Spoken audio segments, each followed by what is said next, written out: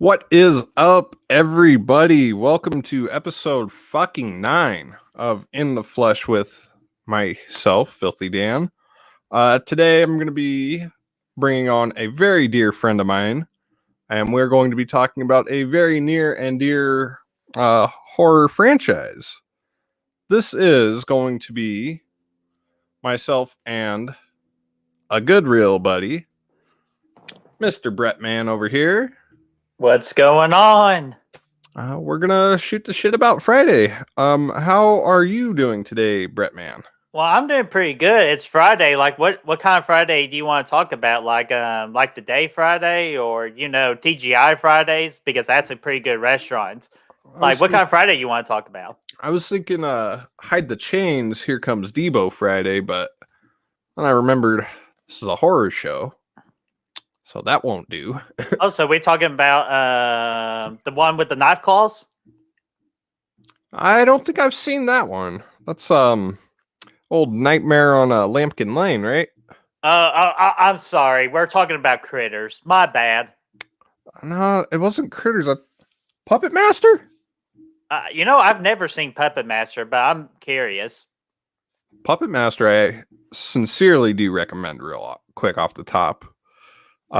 Real quick, I just want to say hi to the folks here. We've got crew member. Damn it, he was offering Voorhees burgers a second ago. Damn it, crew. What? Oh my god. Oh, even right there, we're talking about Friday the 13th, aren't we? Yes. Oh, screw me, guys. I apologize. We've got Miss Carter. Always a pleasure to see Miss Carter in here. Hello, Miss Carter. We've got the man from across the pond, Trash Picture Show. How are you doing tonight, buddy? What's going on, man? Probably close to daytime over there. Shit. I'm not very good with the whole time. We got the lovely Miss Shannon in the chat. That is always a pleasure. The queen of filth. Damn right. And that is all we've got right now. That is good enough for me, though, because a large chat, I find, is just a bitch to keep up with. Hey, no kidding, right? That is true. Trust me, don't get us wrong. We highly approve. Like, the more people watching, the better. Absolutely, but it's really hard to keeping up with the chat sometimes with it. Oh yeah, it is. It's tricky sometimes, even with the small number of people. Mm-hmm. Yeah, but we got number crew in being the awesome moderator he is, the best mod on YouTube. Damn right. I mean, we've got other great mods that we talk to from other channels, but there's only one crew. Exactly. Only one crew. And Jacob is saying hello from Shannon's side. Hey, Jake. What's up, Jake? But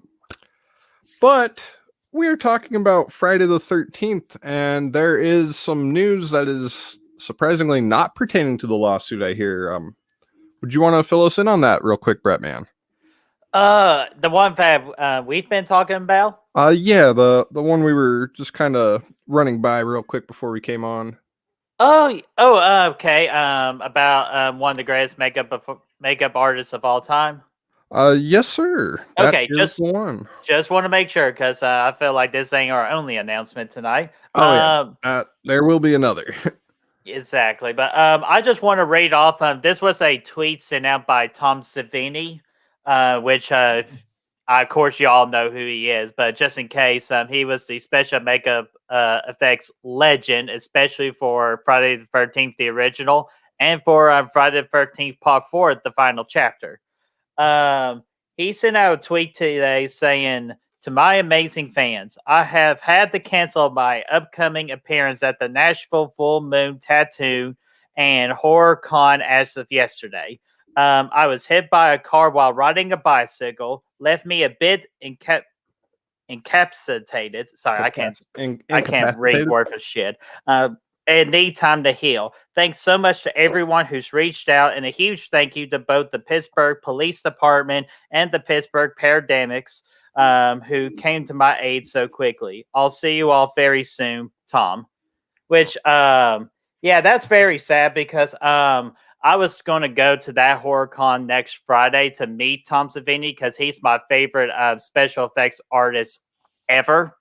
And I just want, I obviously he's probably not listening, but I just want to say, just in spirit, Tom Savini, me and Dan wish you a very speedy recovery so you can get back out there and just doing your thing. And we just want to give you a shout out real quick. Damn right.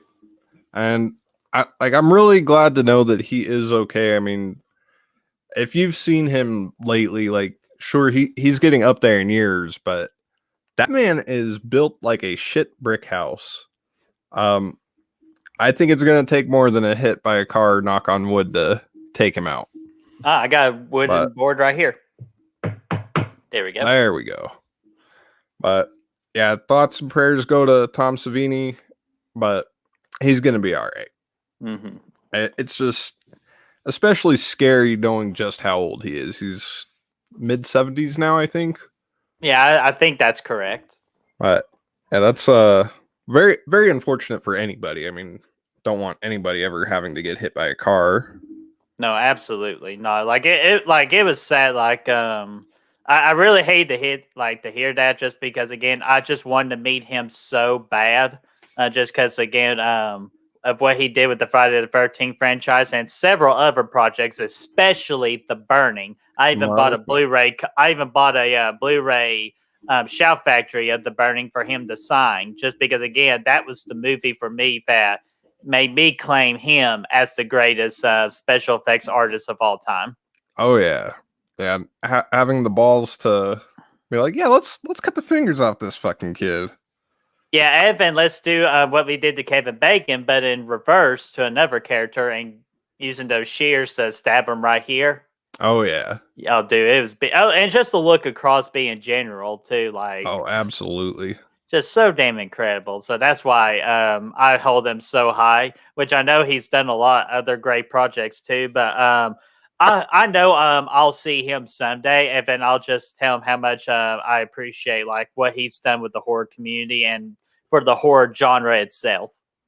Absolutely. And like he's someone, like, I feel like if I had a chance to sit and talk with Tom Savini, like I probably wouldn't even talk to him about horror. Like I would just talk to him like just one guy talking to another guy. Yeah, like having a good old glass of beer and just talk to him. Yeah, I know what you mean. Like he seems like that kind of guy that you could just talk to, you know?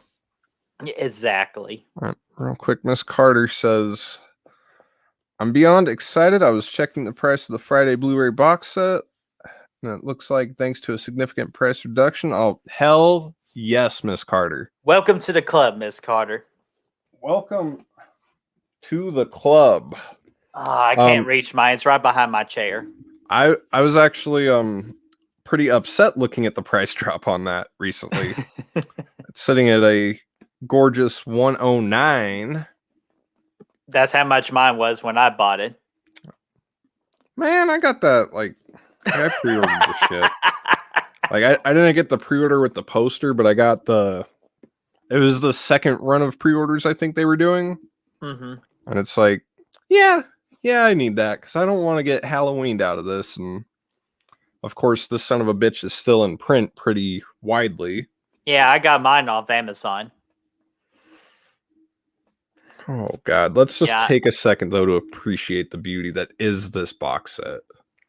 So beautiful. I've watched a couple of them already, and just the quality is so much better. Oh, 100%, Brett.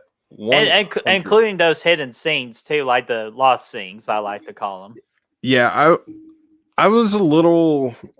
I guess we'll actually continue on going with the box set since this is a very Friday the 13th themed show tonight. Mm-hmm. Let's talk about that box set.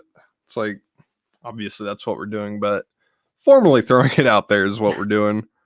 But I was a little sore that they didn't include the lost scenes, especially in part 2. Like, they didn't cut it back into the film. They just had it as a special feature on the side. Mm-hmm. Of course, I'm still over the moon that we got to see the extended gore scenes. Oh, yeah, especially the upside down scene. Like that guy, yeah. For me specifically, though, the shishka bed. That is a term that I know for a fact I coined, and it hasn't caught on like I want it to. But the shishka bed kill. The shish kebab kill. I'm going to remember that when me and Brad someday tackled the Friday the 13th review series. We're not sure when that is yet, but yeah, I'm going to remember that term and give you credit for it. I would hope so. Thank you. And yeah, it's going to be a long time before any of us review Friday the 13th. I mean, what with the lawsuit? Yeah. But no, it was great to see a lot of those cut scenes restored, of course, as special features. The quality actually looked pretty great, even though you could tell it's old film stock that might have gotten stepped on a time or two. I mean, it still looked beautiful, and it looked a lot more able to be reintegrated as opposed to the old cut scenes that you got for part 7, a film that maybe I'm too hard on sometimes. You damn are. I mean, you were there when we were on Fandom Empire. I mean, oh yeah, I remember all right. But you know what? I deserve it after how I treated your movie. So apples to oranges. Apples to oranges. We got Midnight Woodsman and Nathan Oswald here. What's going on, guys? Let's see real quick.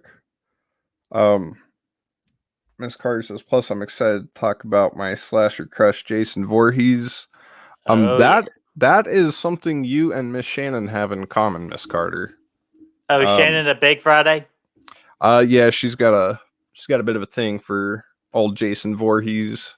Ooh, which Jason? I bet you it's the part 6 one. I don't think it's CJ Graham, actually. I mean, I was talking about zombie Jason in general. I mean, she likes I guess it would be zombie Jason, Ken Kersinger's interpretation, but it's not that she likes the film. I've told her that it's very much a faux pas to be attracted to that specific thread of Jason.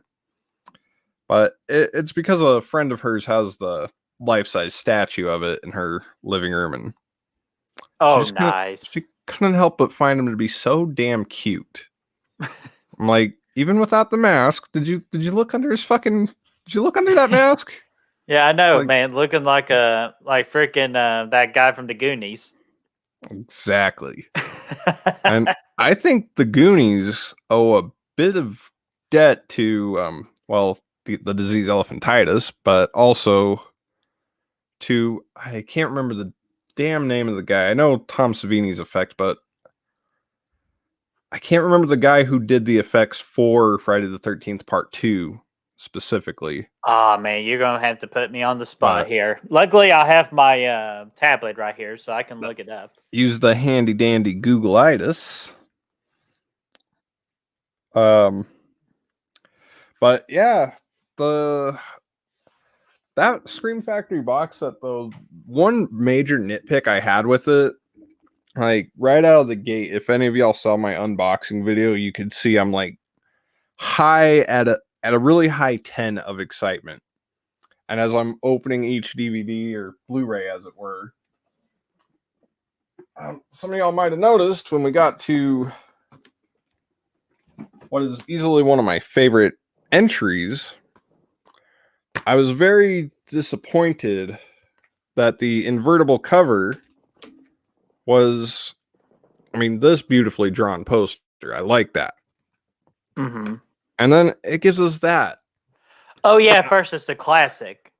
I wanted that VHS box cover, damn it. Yeah.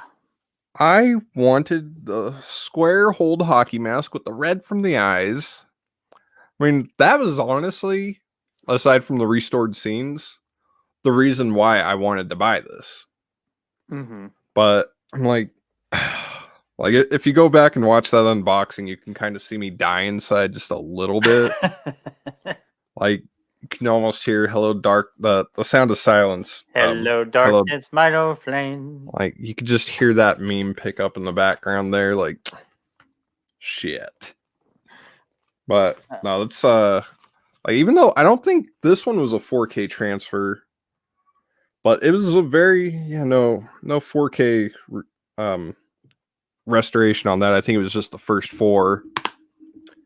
It still looked pretty damn good. I mean, they all looked pretty polished.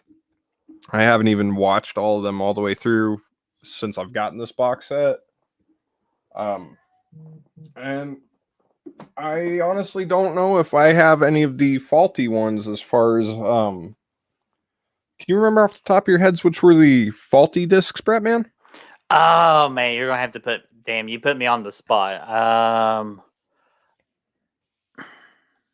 I want to say Jason Goes to Hell was one of them. That sounds about right. Which I'm not attacking your movie. I'm just being honest right there. Yeah, because I know I think it was when the dude gets his wrist cracked. Like there was something wrong with the Foley work, from what I heard. Mm-hmm. Oh, see, Crew's always on his game. Jason Goes to Hell, Jason X, and Part 3. Yeah, I was about to say Jason X as my second one, and just didn't know the third one. Yeah, I was pretty close. Yeah, I think with Part 3, what it was the 3D transfer didn't come through right. Mm-hmm. But I know Jason Goes to Hell pretty well, so I'll probably check that out on the Scream Factory. If not, I mean, I'm one of those assholes who has to own multiple copies of certain films. Mm-hmm. Like I actually did a little list on Letterboxd today. There's, I think, 40 movies that I own at least more than once. Good Lord. But I've always got this little slim copy to fall back on. Oh, nice. Came in the little Jason New Line box set. Mm-hmm. And like, I hate talking bad about that movie because I wanted it to be good. I just didn't like the direction they took. Like, again, I appreciate them trying to be different, but oh yeah. The difference, I think, is really the big thing that I appreciate about it, and of course the gore effects that we do get in that film. I mean, oh yeah, that freaking tent. Not just that, but even simply the body transfer, like after the whole shaving thing. But when the cop goes into the dickhead reporter guy and the cop's body starts melting on the floor and shit. And just the way that jaw sticks to the floor and his head comes up, you just see all that melted skin just connecting, and just really gross shit, man. Fucking beautiful effect, by the way. The effects in Jason Goes to Hell are one thing that really elevate it for me. Oh yeah, like I will admit, like they do a good job on that part, and then just like with the kills and all that, but just the spirit of Jason not actually having the hockey mask and all that, like as probably a lot of people say that it would have been a very good sci-fi movie, but it's just not a good Friday the 13th movie. Oh yeah, that. See, that's where I'm a little split there. It's like I know it's not a great Friday film by any stretch. Now it's a great horror sci-fi in its own right, but I mean that it does stand out among the franchises is really one reason why I hold Jason Goes to Hell as high as I do. I mean, because you get 8 for the most part 8 straight films that are more or less the same thing, rinse repeat, camp, fuck, get slashed. Of course they change it up a little bit. You throw the seasonings in at different rates and different handfuls and get slightly different results. But in this one they're like, no, we're using a whole new recipe. I enjoyed that,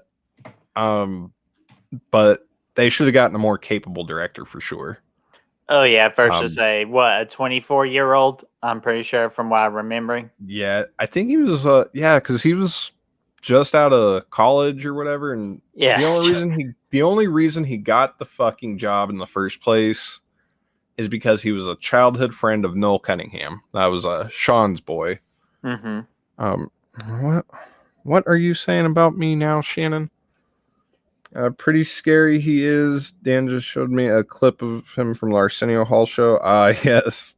The classic Arsenio Hall interview with Jason Voorhees. That is... Oh, is that the one where he's the Manhattan Jason? Yep. Oh, yeah. I love that. Because I even love when Jason said this. Yes. that My was my favorite quote. Yeah, my favorite response from that was probably when he went. Just turns the head ever so slightly. Oh But yeah, that was a great interview.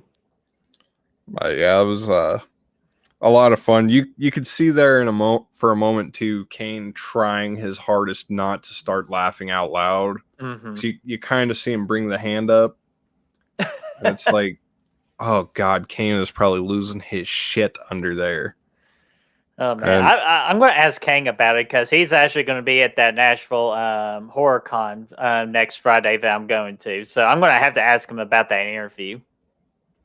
Yeah, I don't think he gets a lot of questions about that. Oh shoot, man! I'm going to try to be one of those very few. So like I know whenever he talks about Manhattan, he talks about that and feeling like a rock star in Times Square.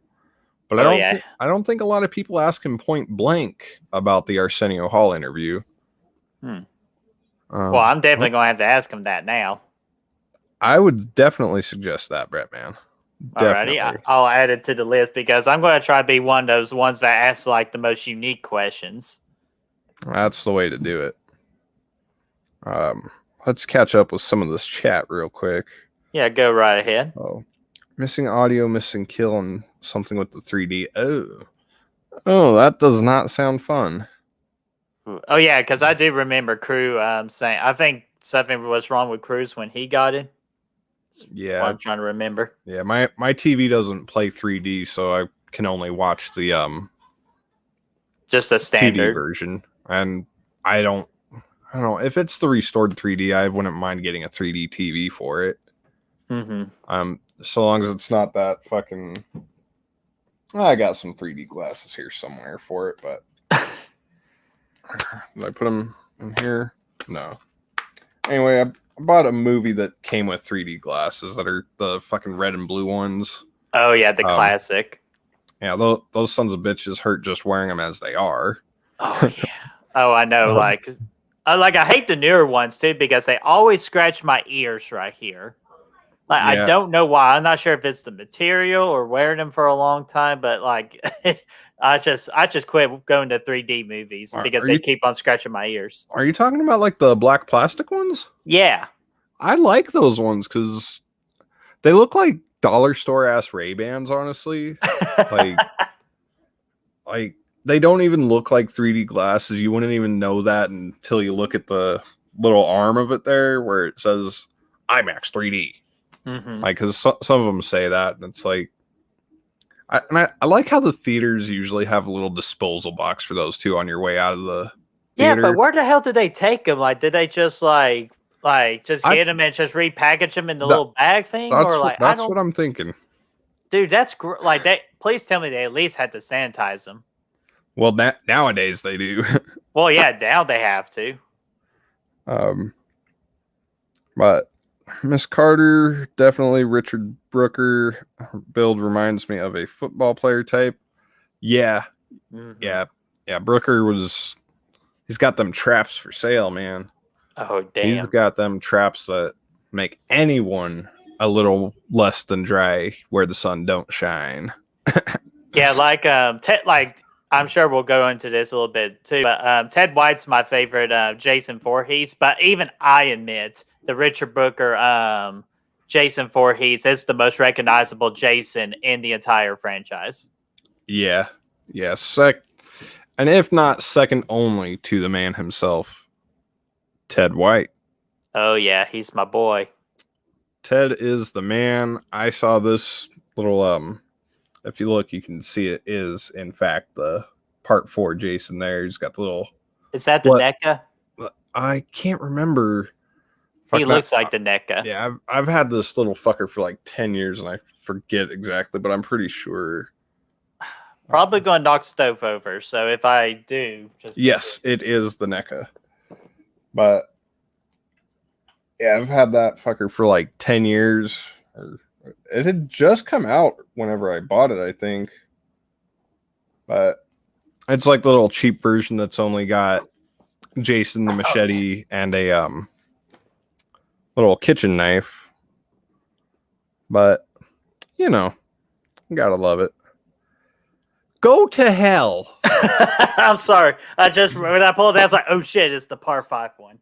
Oh, dude, that is beautiful though. Yeah, it is. And I'll even admit, par 5 Jason's my favorite Jason to play with on the Friday the 13th game. Yeah, that's because Roy is just so interesting. Yeah, like I don't blame him like for what he did. It's just he obviously went about it the wrong way. But I mean, if you believe that, then so did Pamela. oh yeah, Pamela, she can do whatever she wants. My thoughts on the 5-1 correlation. Nothing will change my mind on that. Mm-hmm. Well, we'll get into that one later. I like Jason Goes to Hell might have been the first one I saw, weirdly enough. Yeah, that is an interesting introduction to the franchise, I must say. I have a smart ass comment on it, but I'm just gonna let it go. Let it go. Let it go. Yeah, because Dan, you know where that was getting ready to go. To hell. No, I'll go ahead and say it. I'll create some controversy. I say, hey, it can't get any worse. Okay, I'm probably going to get booted here in a minute, guys. So peace with love, y'all. Oh, well. Well, I mean, it's a masterpiece, so it can go really bad in many different ways. mm-hmm. But and no, of course, we got Jason X, another very terrible film that a lot of people put at their bottom. The support, the one thing I gotta say about Jason X, though I'm not very big on it at all, like at fucking all, it was my introduction to the franchise. It was the one that got me started with Jason Voorhees. So I got to give Jason X credit where it's due. Mm-hmm. And plus, like Chris said in the comments, like I can have fun with it. Like I really can. It's just it's not high up there.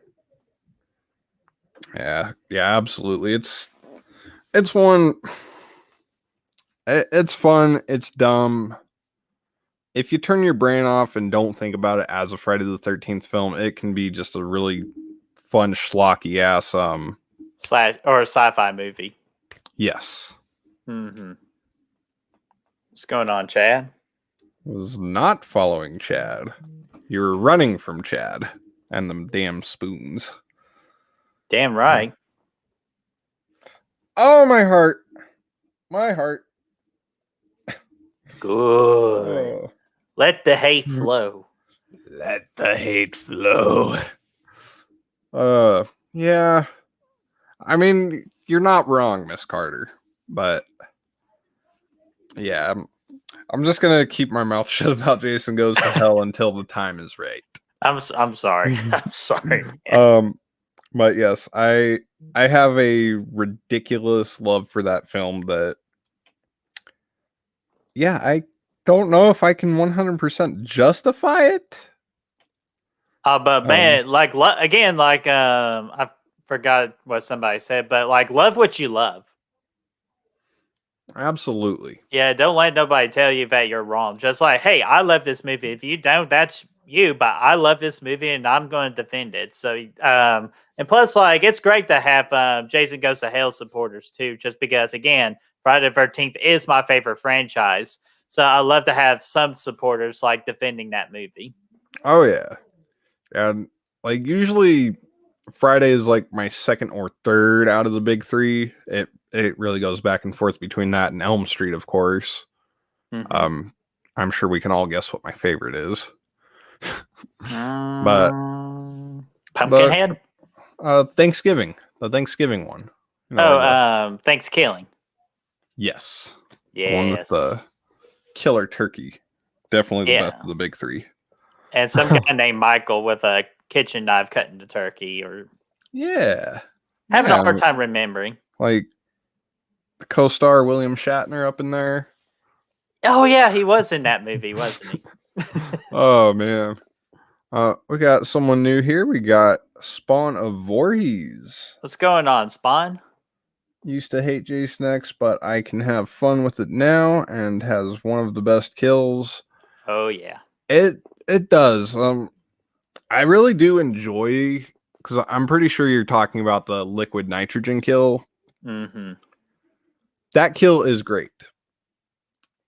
I enjoy that kill for the effect. And I'm not trying to be a contrarian dickbag here, but I'm really just tired of seeing that kill. I mean, it was amazeballs when I was 8 years old. And it's still cool to think about now, but it just makes me ask why? Because it's cool. Like why are you gonna put yourself in this situation where accidentally freezing your hand off in a laboratory is a real dangerous possibility, though? Because think about it that way. I mean, what if you dropped your little picker upper thing in there and you're like, oh, because you're smoking some space weed, you know, like you're smoking space weed, drop something into the liquid nitrogen. Oh, fuck.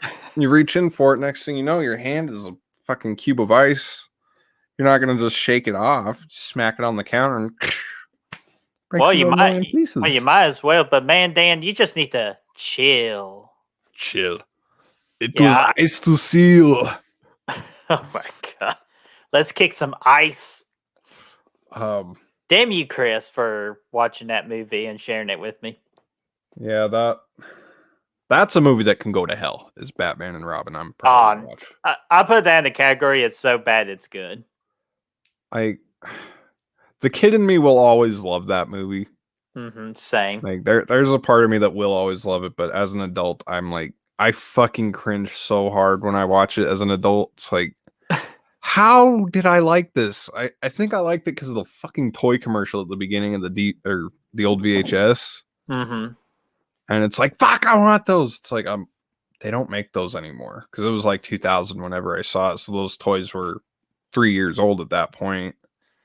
Shoot. Yeah, the one I laugh every time, and like freaking Chris could tell you, because I was having like the salt teary eyes. Like, it was how hard I was laughing. It was the back card. Don't leave the cave without it. It's just like, it's such a cringy line of like product placement. I just bawled out laughing. Yeah.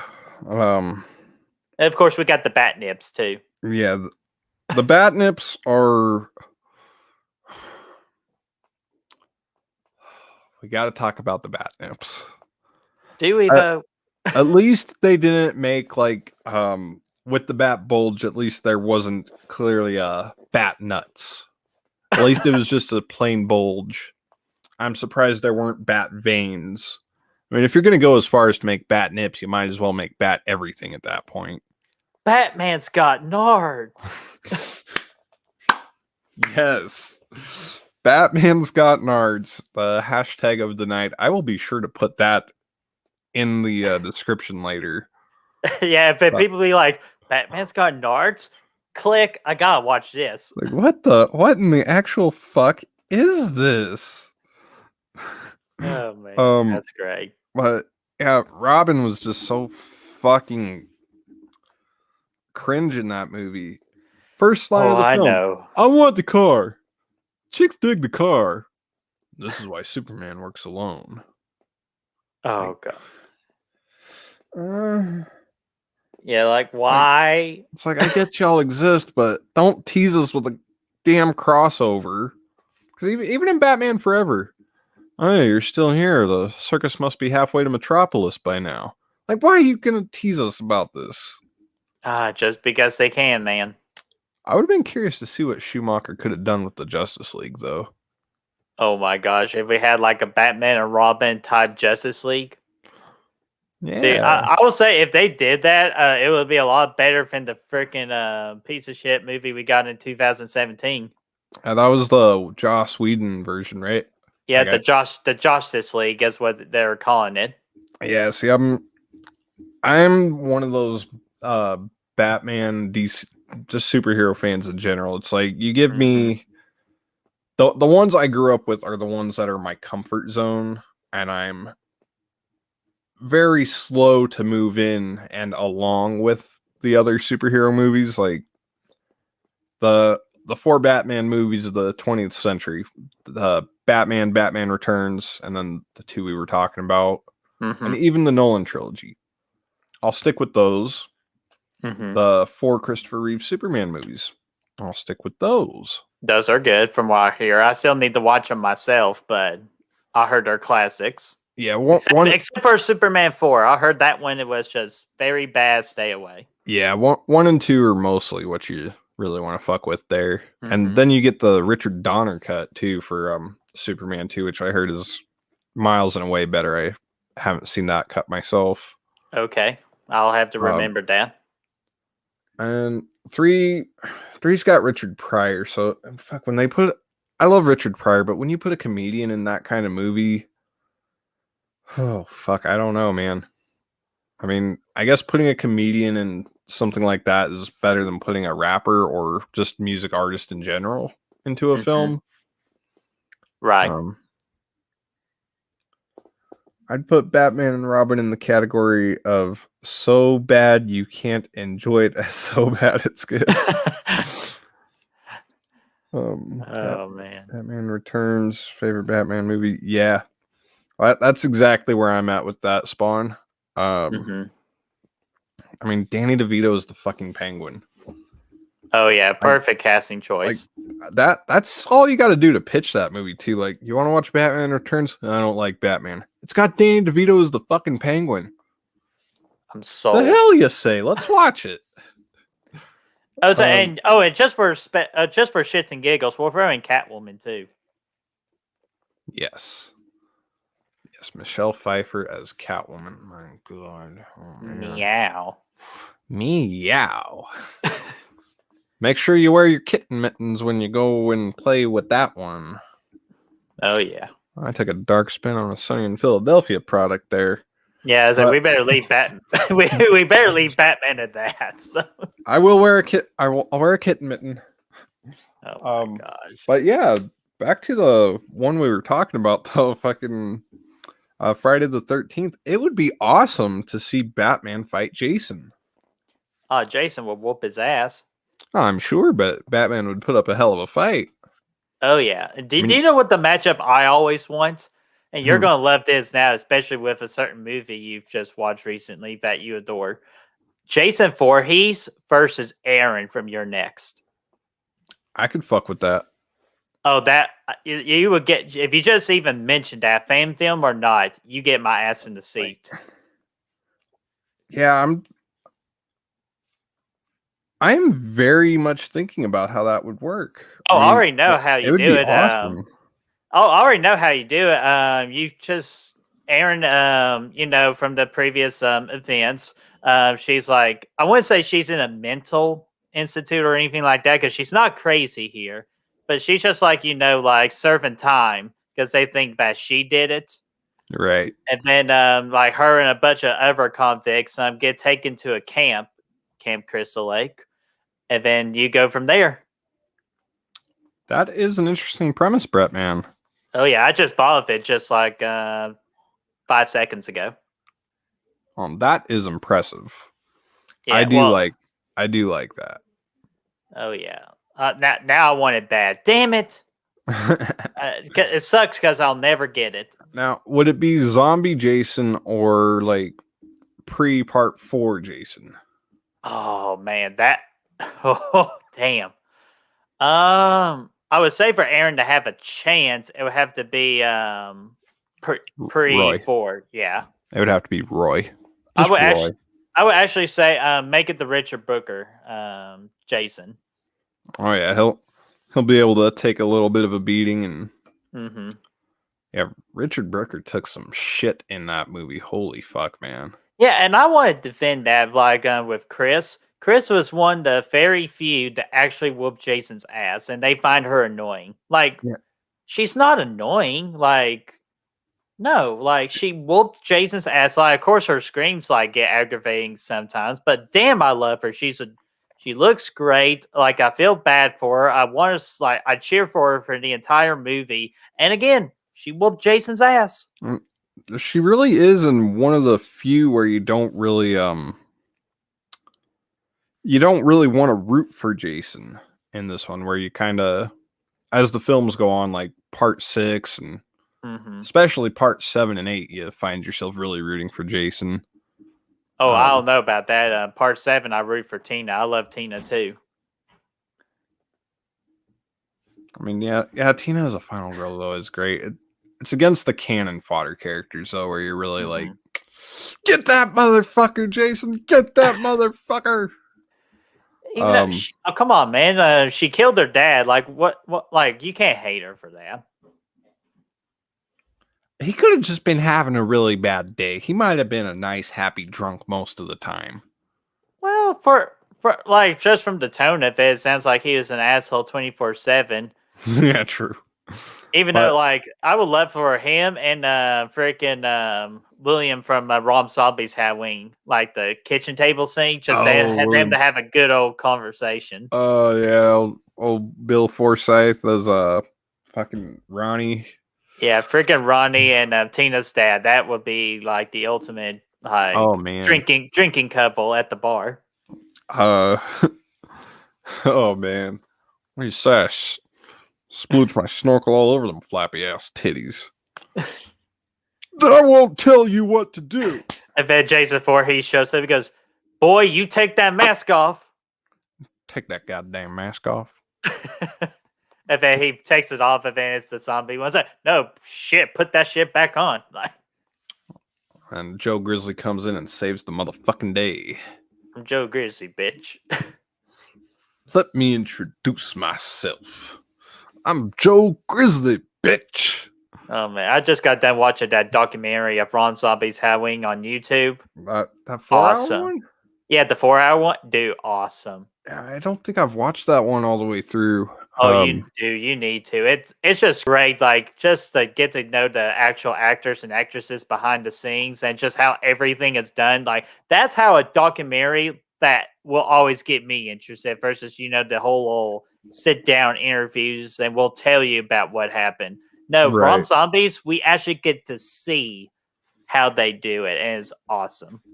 And that's why I can't wait for my copy to come in because, like, Monday, because I want to watch the movie.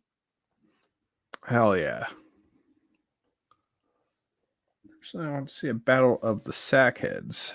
Jason from part 2 and the OG Town That Dreaded Sundown. That would be interesting because they are at about the same physicality, physical prowess. Both very stealthy. Jason is a little more athletic. Sackhead from Town That Dreaded Sundown, he's a little more on the musical side. Those of y'all who have seen that film know what I'm talking about. I still need to see the OG because I've heard nothing but excellent things about that movie. Yeah, it's a slow film for sure. But it does have a good payoff. I think so. Okay, see, now you're concerning me because, like, I don't mind a slow build as long as it has an amazing payoff, kind of like a 7 or a Silence of the Lambs. But, like, if you do all the slow building but don't excite me in the third act, I'm going to get pissed off very easily and just rant on that movie. I'll say with those two being films that you like, I would say yes. Okay. Because it has something that is almost kind of similar to that. And for Miss Carter's comment, let's actually make it a triple threat because we got a new sackhead in town, Chad Sumner's sackhead. Yes. And then even though I hope Chad's not in the chat because I don't want him to kill me, but I still go with the Town That Dreaded Sundown. That sackhead to win because the part 2 Jason clumsy as shit, so he would not stand a chance. Yeah, there's I do have a bit of a defense for that, but yeah, if we're taking Chad out of the equation, because I'm just for the sake of simplicity, I would definitely I'd agree with you on the Town That Dreaded Sundown because he has 2 eye holes. I knew that was coming. It's simply about the number of eye holes. And that is actually my defense here for Jason. Crew is talking about how people always say he's clumsy, but there is a very brilliant defense of it he has one fucking eye hole. Why don't you try going outside in the fucking dark of night in the woods with a burlap sack over your fucking face? It's not even burlap, but pillowcase like, with one eye hole, and that shit's probably flopping around. You can barely see out of the fucker when it's flapping around. Tell me you would be very graceful. Seriously, everybody. I mean, I'm actually saying don't try this at home. Don't try this in the woods. But do go out there. Put a sack over your head. Cut one hole for the eye. Tiny hole, not too big. No cheating. And just run through the woods. Well, Try and to stand on a chair. Tell me you'll be able to do this gracefully. at least he has light in that freaking cabin, so like he should be able to see a little bit.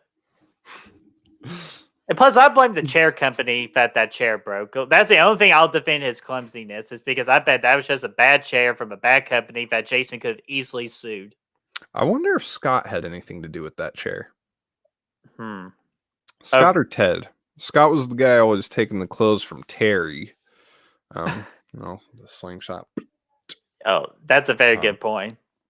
He probably did that in hopes that Terry would sit on it and maybe fall back in a skirt and he would see her goods there, like, haha, instead of just asking her out. Like a normal person. It's like she didn't seem all that turned off by him. Scott is a stupid character for that reason. It's like, dude, she clearly likes you enough. Yeah, I know. Well, same thing with Shelly too from part 3. Like, damn, Shelly, she likes you, but she just doesn't want to do what you're thinking. Exactly. Even though I said, like, I enjoyed the Shelly character. Like, I get why most people don't like him, but I enjoyed the Shelly character. Yeah, I enjoy Shelly a lot. I have a lot of fun with him on screen. Part 2 is still so underrated in my opinion.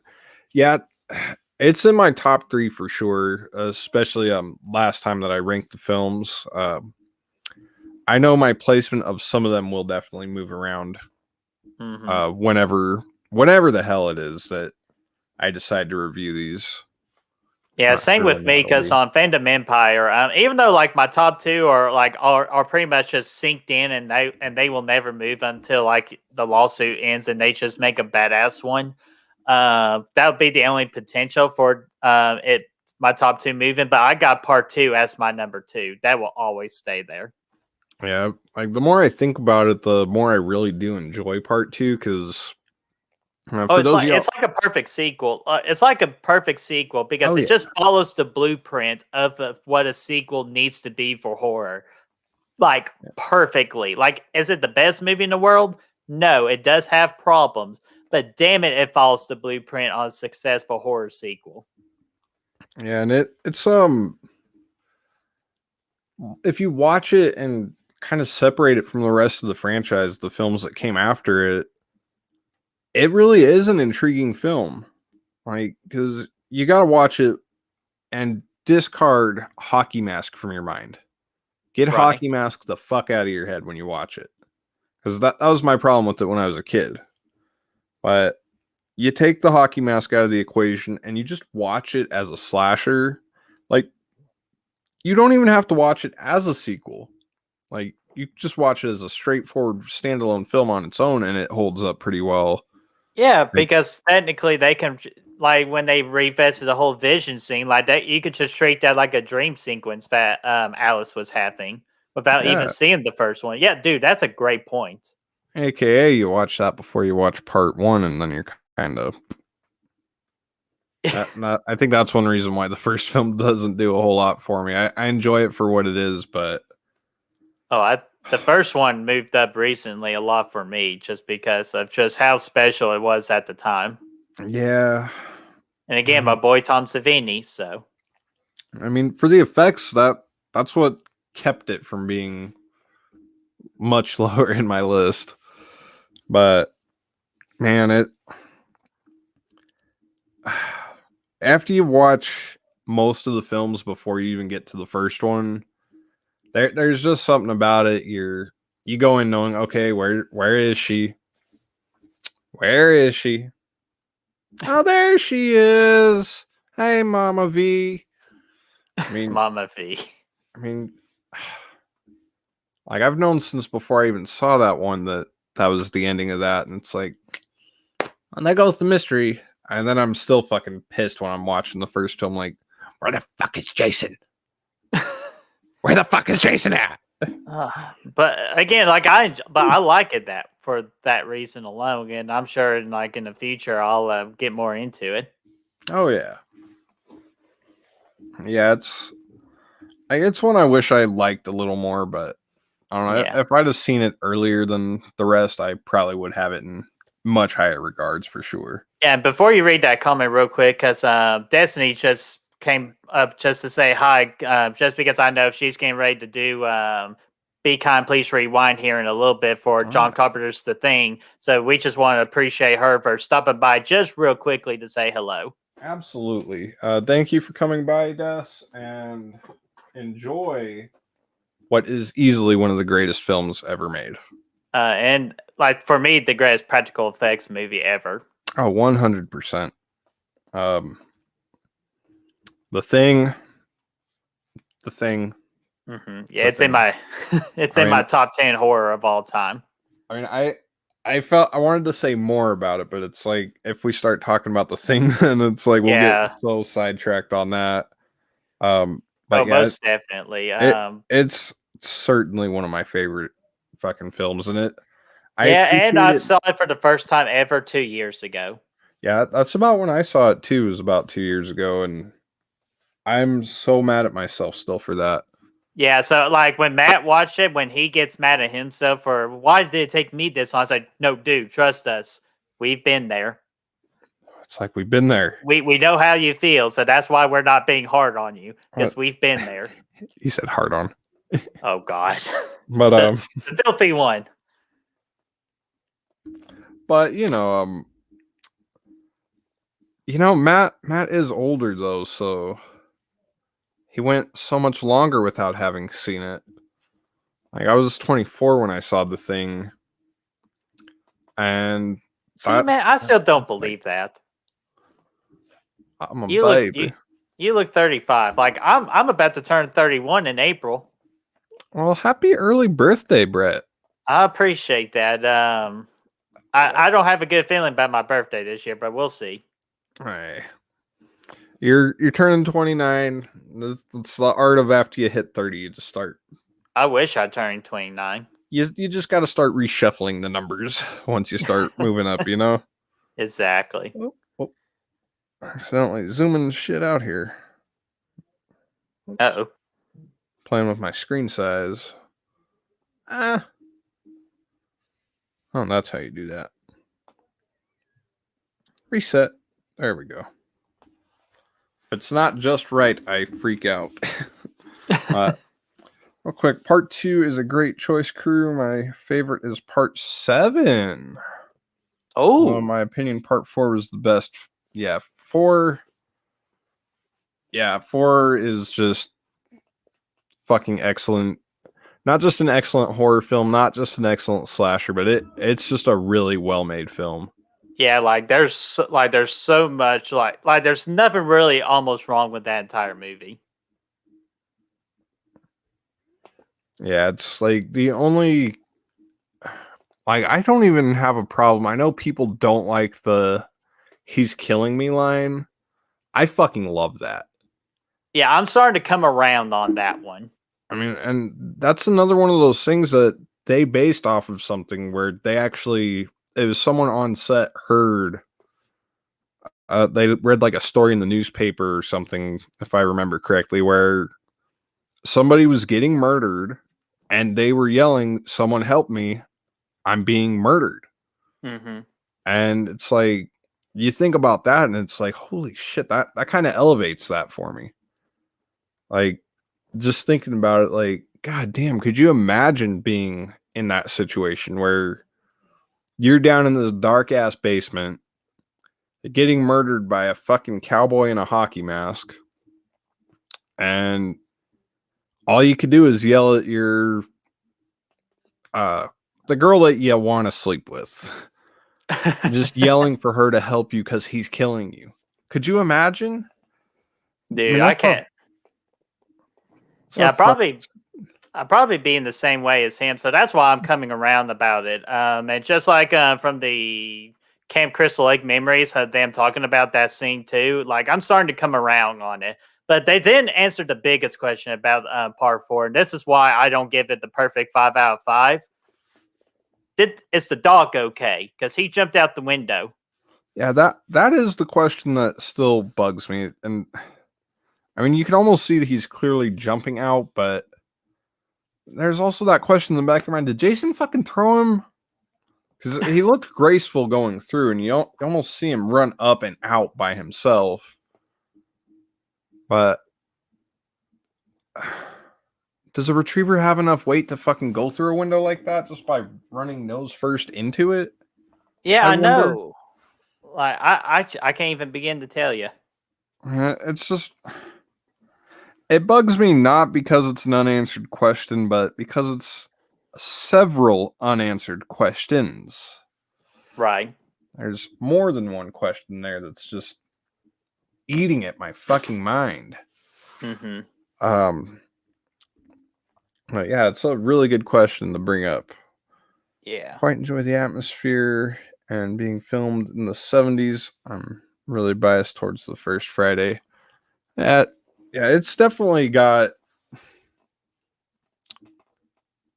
say, probably the second best atmosphere of the film. Mm-hmm. I mean, the first 5 really are just, yeah, for the most part, the first 5 are pretty chock full of great atmosphere. I feel the third one, it kind of lacks until about the third act as far as the atmosphere goes. Mm-hmm. Or just like when the killings finally get going. Yeah, I mean, I think a lot of it just has to do with the amount of daytime we get with it and the goddamn 3D distractions going on. Or for what I like to call Friday the 13th Part 3, The Barn. Yes. Because of how many damn times they go to that barn. Like, you could literally make a drinking game out of that. Oh, yeah. Yeah, luckily, you don't have to take a drink for every time they say barn because they only say it once, I think. Oh, I'm talking about just like anytime you see the barn, bam. Yeah, fucking bringing up the hay. Oh, yeah. Swinging from the rope. Oh, my gosh. Just all of it. Yeah. Yeah, I'd never realized that people had an issue with the barn, honestly. I always thought it was a pretty fun little place. Yeah, it's just like a fun addition. But I mean, I go watching it back after hearing that it's one of people's complaints is like, yeah, I see it. There's quite a heavy use of reliance on the barn as a set piece. I mean, I enjoy what we get out of there. I mean, the pitchfork kill. I mean, that one always kind of freaked me out as a kid just because you're there, you see your friend is hanging up by their neck, like, oh shit. And you turn around, pitchfork right in the stomach, and it's like, I can't feel good. I can't feel good at all. And then grabbing the pole, like making that 3D effect, so. Oh, yeah, it's like, so yeah, this thing's on a plate and won't really hold too well, so just hold it out there. Dollar store 80s looking ass Ray Liotta. He looks like a ghetto dollar store Ray Liotta. Oh my god! Like, in fact, I remember first time I saw Wild Hogs, I thought, and Ray Liotta's in there. I'm like, is that the motherfucker from Friday the 13th Part 3? I'm like, it looks like the dude from Friday Part 3. It's like, of course, no, it's Ray Liotta. That was before I knew who Ray Liotta was, though. Shame on me. Yeah, shame on you, man. Yes. But yeah, is there? I'm trying to think.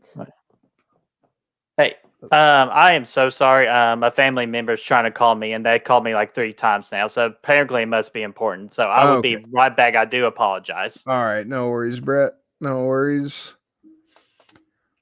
So, picking up. Oh, we got the Fotch monster in the house. Hey. The Midnight Woodsman loves the "he's killing me" line.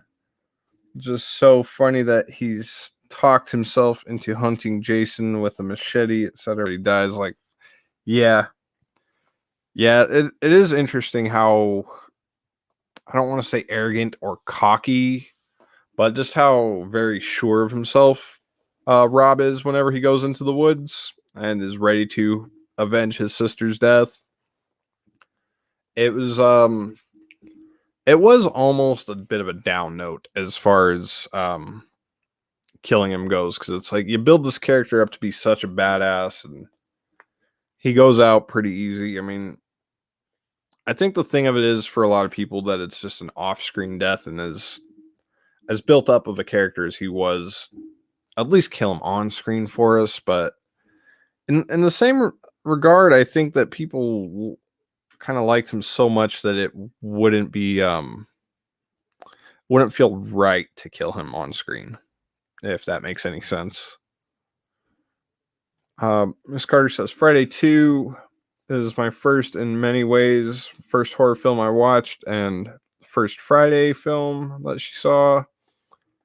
As for Jason, he is different than the prototype he would become in later movies. Yeah, definitely. Yeah, Friday the 13th Part 2. I really wish that I had seen the Friday films in the order that they came out. Would have been really nice. Yeah, the summer of 79.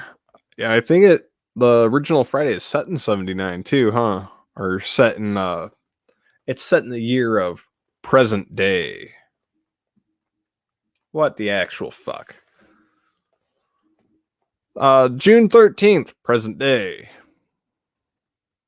Okay, present day is no year I've ever heard of, but do with that what you will.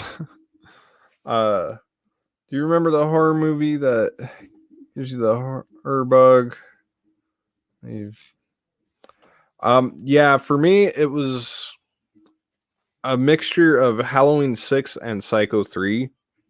Those were the two that really got me rolling. I was like, had to be like 3 or 4 whenever I saw those, honestly. And yeah, I think those movies, and as you can see, Halloween 6 is one I love so much that I have it on display constantly. Just have a lot of love for that one. Let's see. Saw something recently.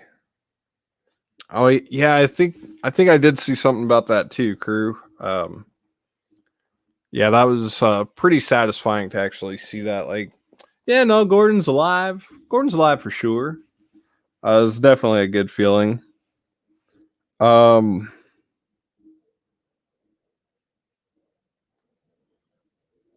What wasn't killed? Damn it. Yeah, it wasn't killed. um, but yeah, real quick, what do you guys think of The Fog? I showed that one the other night, and well, Shan was not too big on The Fog, and I think we are good to bring back the BrettMan. I hope everything's okay, BrettMan. No, everything's good. It's just apparently one of my family members didn't get the memo that I was doing a show tonight. So Okay. But no, everything's good. No emergency, thankfully. Okay, awesome. Yeah, Not sure how much my 2021 can take right now. So right, it's like, yeah, 2021 has already been interesting. Yeah, it's like my 2021's been like most people's 2020. So like it's been complete backwards for me.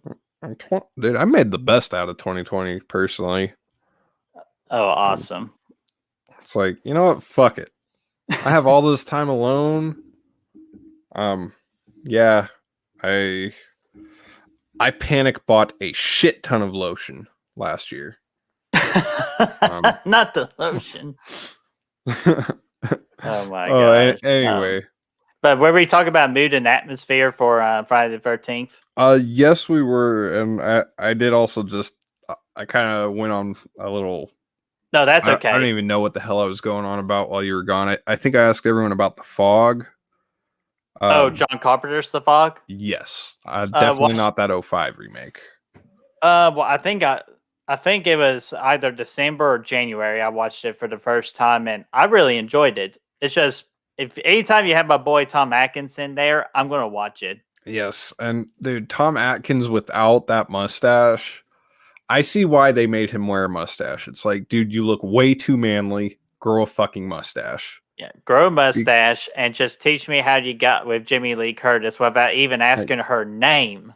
Dude, like, yeah, that was total pimp status. Like, you think he's badass womanizer in Halloween 3? Oh, he was my hero in Halloween 3. It's like he reaches a whole new level of fucking god status when you go back and watch The Fog, though. Like, my favorite pose of all time. Oh man, it's like Ricky Bobby is like, I don't know what to do with my hands. Just think of something. I don't know what to do with my hands. But yeah, the whole idea of just what's your name, by the way? That was just great. But no, I showed that one to Shannon a couple days ago, and she didn't like it that much.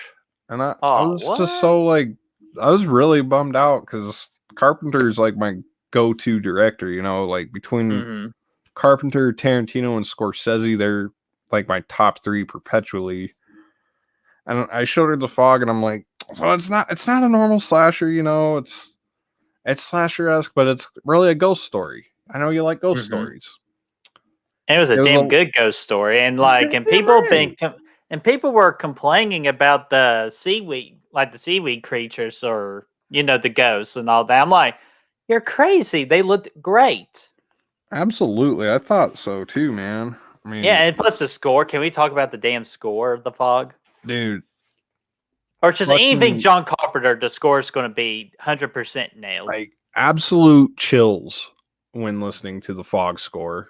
I mean, sure, Halloween is the most recognizable. Prince of Darkness is probably the scariest score. See, I've never seen that movie. Oh, dude. Yes, definitely check it out. You might have to rewatch it like 3 times to fully get it. I mean, if you saw me and Matt when we were talking about that, what was it, last week? Yeah, that was a hard movie. It was a very hard movie to follow in some points. Yeah, you had me like I'm sure when we were talking about it, you're like, are they talking about 2 different fucking movies here? Nope. Yeah. We're talking about just one. Just one. But yeah, fucking it's. I wanted to like that one a lot more. But anyway, the Fog score though. Holy shit, man. Shoot, to combine it with the topic we got tonight, because I know we're all over the place, but we can't help it. We haven't talked to each other in a while, so of course it's going to go that way. But how would you feel about John Carpenter in a Friday the 13th movie? That would be interesting. Like, because you know he would take. I'd like to think that John would take the little kick ma ma ma bit, or however y'all want to say it.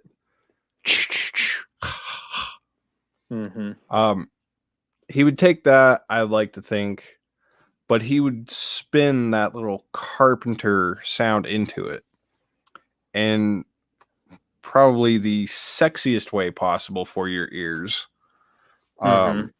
It would give you chills throughout. Like, I don't think he would be as psycho reliant as Manfredini was whenever he did the Friday score back in the old films.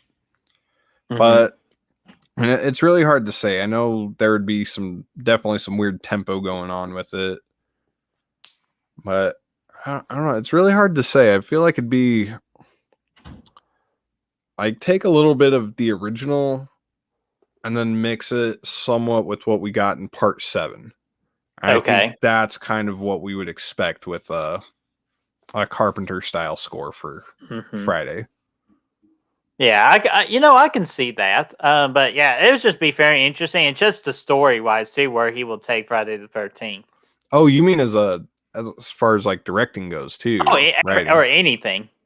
Okay, yeah, because I was thinking just music wise, like Oh yeah, like music would be easy for a Friday the 13th movie because I was even thinking take part 1 and part 3 okay, yeah. and kind of mix them. Absolutely. Yeah. Yeah, because if you watch Escape from New York, you'll hear that he definitely incorporates some disco into that score. Mm-hmm. Especially I think it's a Duke's theme. Like whenever Isaac Hayes as the Duke is on screen. The And Duke. it's got that fucking like that fucking disco cowbell going on. Like the fuck is this? The fuck? How the fuck did disco get in my John Carpenter movie, man? And plus, too, and just imagine for Friday the 13th, Kurt Russell being in it. Kurt Russell as Crazy Ralph. Or it's just as the main counselor, like the counselor leader. Dude, that would have been sick as shit, bro. Dude. Like it would have been it would have been a whole different movie, but now it's one of those things that I can only dream about, and it only exists in my dreams. I know, ain't that sad? I wish we could just like go back in time and just whisper in John Carpenter's ear, Friday the 13th. Like, they're ripping you off. Fuck them in the ass. Rip them off back. Saw on Killer Flicks a while ago someone talking about Stephen King writing a Friday movie.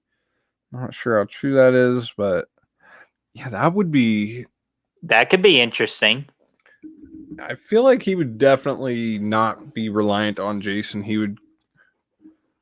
I think Stephen King would kind of do, and I almost feel like Carpenter would have done the same, honestly, it would have been more of the anthology angle, where it's not the typical slasher. It's like, it's going to be set on Friday the 13th, but we're going to throw some more supernatural shit. Maybe we'll throw a killer in there, but it's not going to be Jason Voorhees. I mean, fucking Friday the 13th in Derry, Maine. Yeah. And oh, I got one. We do Stephen King, but it's because you know how he likes to do characters, right? Yeah. Like have him tackle Pamela Voorhees and do like the prequel of Friday the 13th. Yeah, that could be interesting. Mm-hmm. That could be interesting. And yeah, like a Pamela prequel is something too that I've heard a lot of people talk about. That is an idea that just tickles my fucking fancy. Like, yes, prequels for me are pretty hit or miss, but the Pamela prequel that people have been throwing around is one that I'm like, yeah, give us that. Yeah, especially Dave McRae with his episode on his channel. He described how he would do the prequel of with Pamela Voorhees, and I'm like, please make that movie because that's all I want. That's all I want for the next Friday the 13th movie. Let's bring back Pamela Voorhees. Absolutely, man. Absolutely. And so I guess that leads to the question of what if they brought back Friday the 13th? Which direction do you want them to go? Whew. That's a tough question because part of me wants to say take the Halloween 2018 route, kind of do away with a lot of the sequels.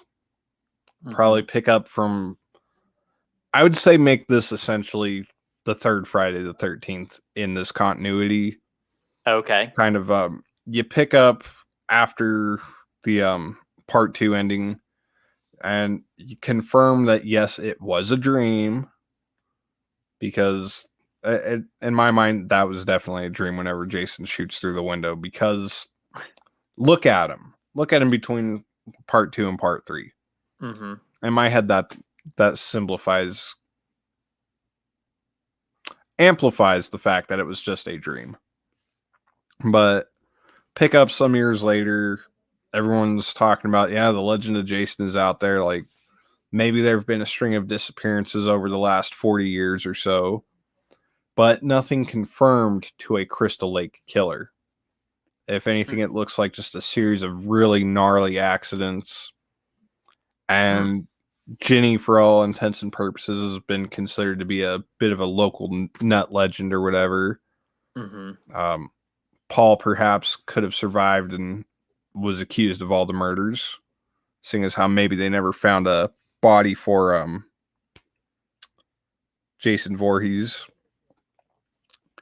But yeah, for the most part, just kind of pick it up 40 years later and don't acknowledge a lot of the great films that we love from Friday. Like, just pick it up from part 2, set it 40 years later, but you come to find out, yes, Jason is in fact real. I mean, you know that, but of course. An old man Jason. I can see that. Like, it's just some old guy fucking trying to keep to himself out in the damn woods. Come around him and he's like, "Oh, get away!" I actually like the idea they brought up with the Camp Crystal Lakes. I'm not sure how true it is. That just to bring back all the final girls in the Friday the 13th and have them all fight Jason. Well, that would be interesting too. Like, I just feel like the continuity for that would get extremely difficult when you consider the time that takes place between the films within the film's continuity. And how are you going to bring them back will be a whole different, right? Because like most of them, like technically would be like, I'm not going to come back, right? Like I'm not going back to that place. So getting them a reason to come back would be just a tall order too. Yeah, it's a nice idea to think about, but functionally, I don't know how well it would function, like, realistically, but it would be interesting. And you might like this comment, Brett. Kane from WWE playing Jason Voorhees. The mayor of Knoxville, which is like about 20 minutes from where I live. Oh man, I think he could do a very good job. I think he did good as Jacob Goodnight from the See No Evil movies. So I would give Kane a chance. Absolutely. And Spawn of Voorhees, I appreciate you bringing that up too, because Kane just got recently. He's going to be a part of the WWE Hall of Fame, so that's awesome by him. Hell yeah, much deserved. Absolutely, man. I don't follow wrestling that heavily, but I enjoy it when I can. I honestly thought he already was in there.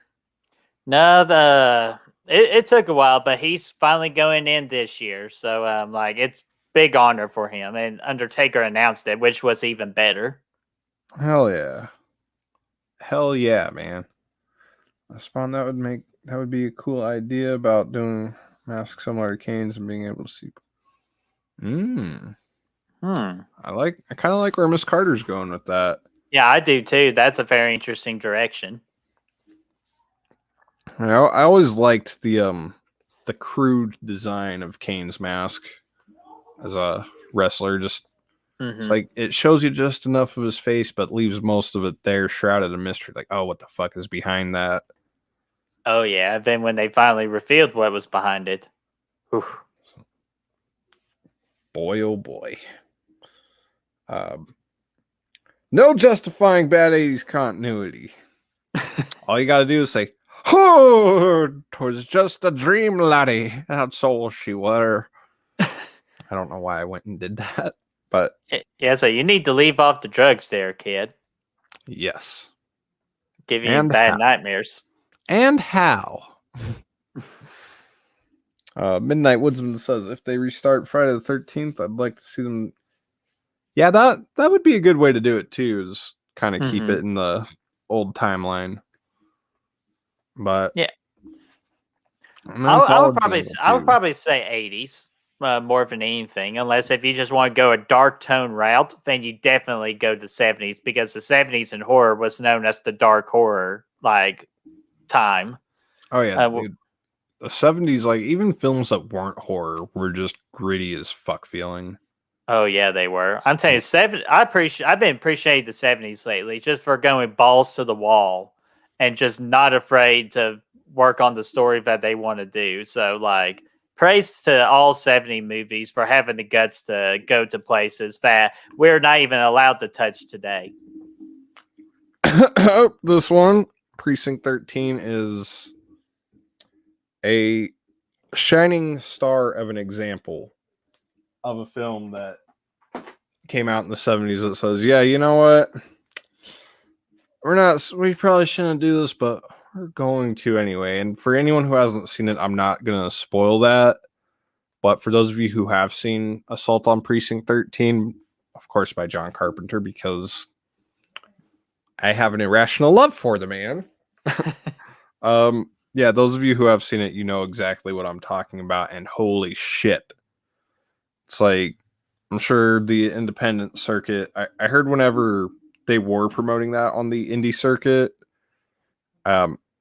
Romero saw that. He was promoting Martin, and he's thinking, yeah, this is going to be the one that floors everybody. But then he sees Carpenter's Assault on Precinct 13, and he's like, well, god damn it. You take away all the shock value from me. You took all the shock value, god damn it. But yeah, definitely check out Carpenter's Assault on Precinct 13 because holy shit. The movie just says, fuck your feelings, fuck what we can and can't do. All right, written down. There we go.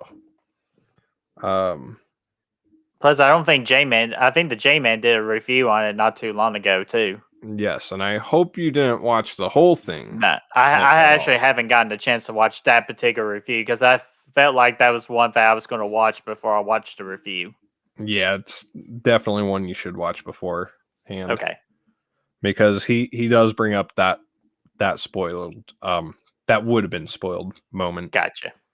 I'm gonna go visit J-Man and Destiny for a bit. See y'all another time. Well, thank you for coming by, Miss Carter, and enjoyed the show over there because the thing is just fucking great. Absolutely. Thank you, Miss Carter. And doesn't New Blood take place like 20 years after? Yeah. Yeah, because I know I think it was 10. I mean, it's definitely the timeline starts getting real fucked up because you get the first film, 5 years later, 2, 3, and 4 happen. I'd say 5, 6 years later, part 5. Give it another year, comes part 1, 6.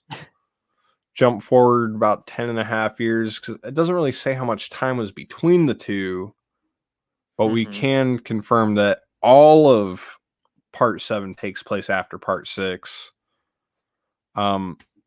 This is putting us way into the late 90s now. Part 8 is supposed to be 2003 roughly, so really? Yeah, I didn't get that feeling. I'm not gonna even touch any really tasteless jokes on that one. But yeah, there's sure some tasteless jokes that could be made about that. Anyway, moving on. Yes, to reaffirm what Nathan was saying though, the timeline for Friday it's fucked. It's just fucked, man. Like the Saw timeline is as far from opposite as you can get with continuity. Like I think Saw has the single-handed best continuity of any horror franchise. And Halloween's not bad either. Like it's easy to follow the timeline on that. Yeah, I mean, sure, the Halloween timelines get messy, but that's the fun of it. Well, it's still organized, though. Oh yeah. It's like they all have the first film in common for sure.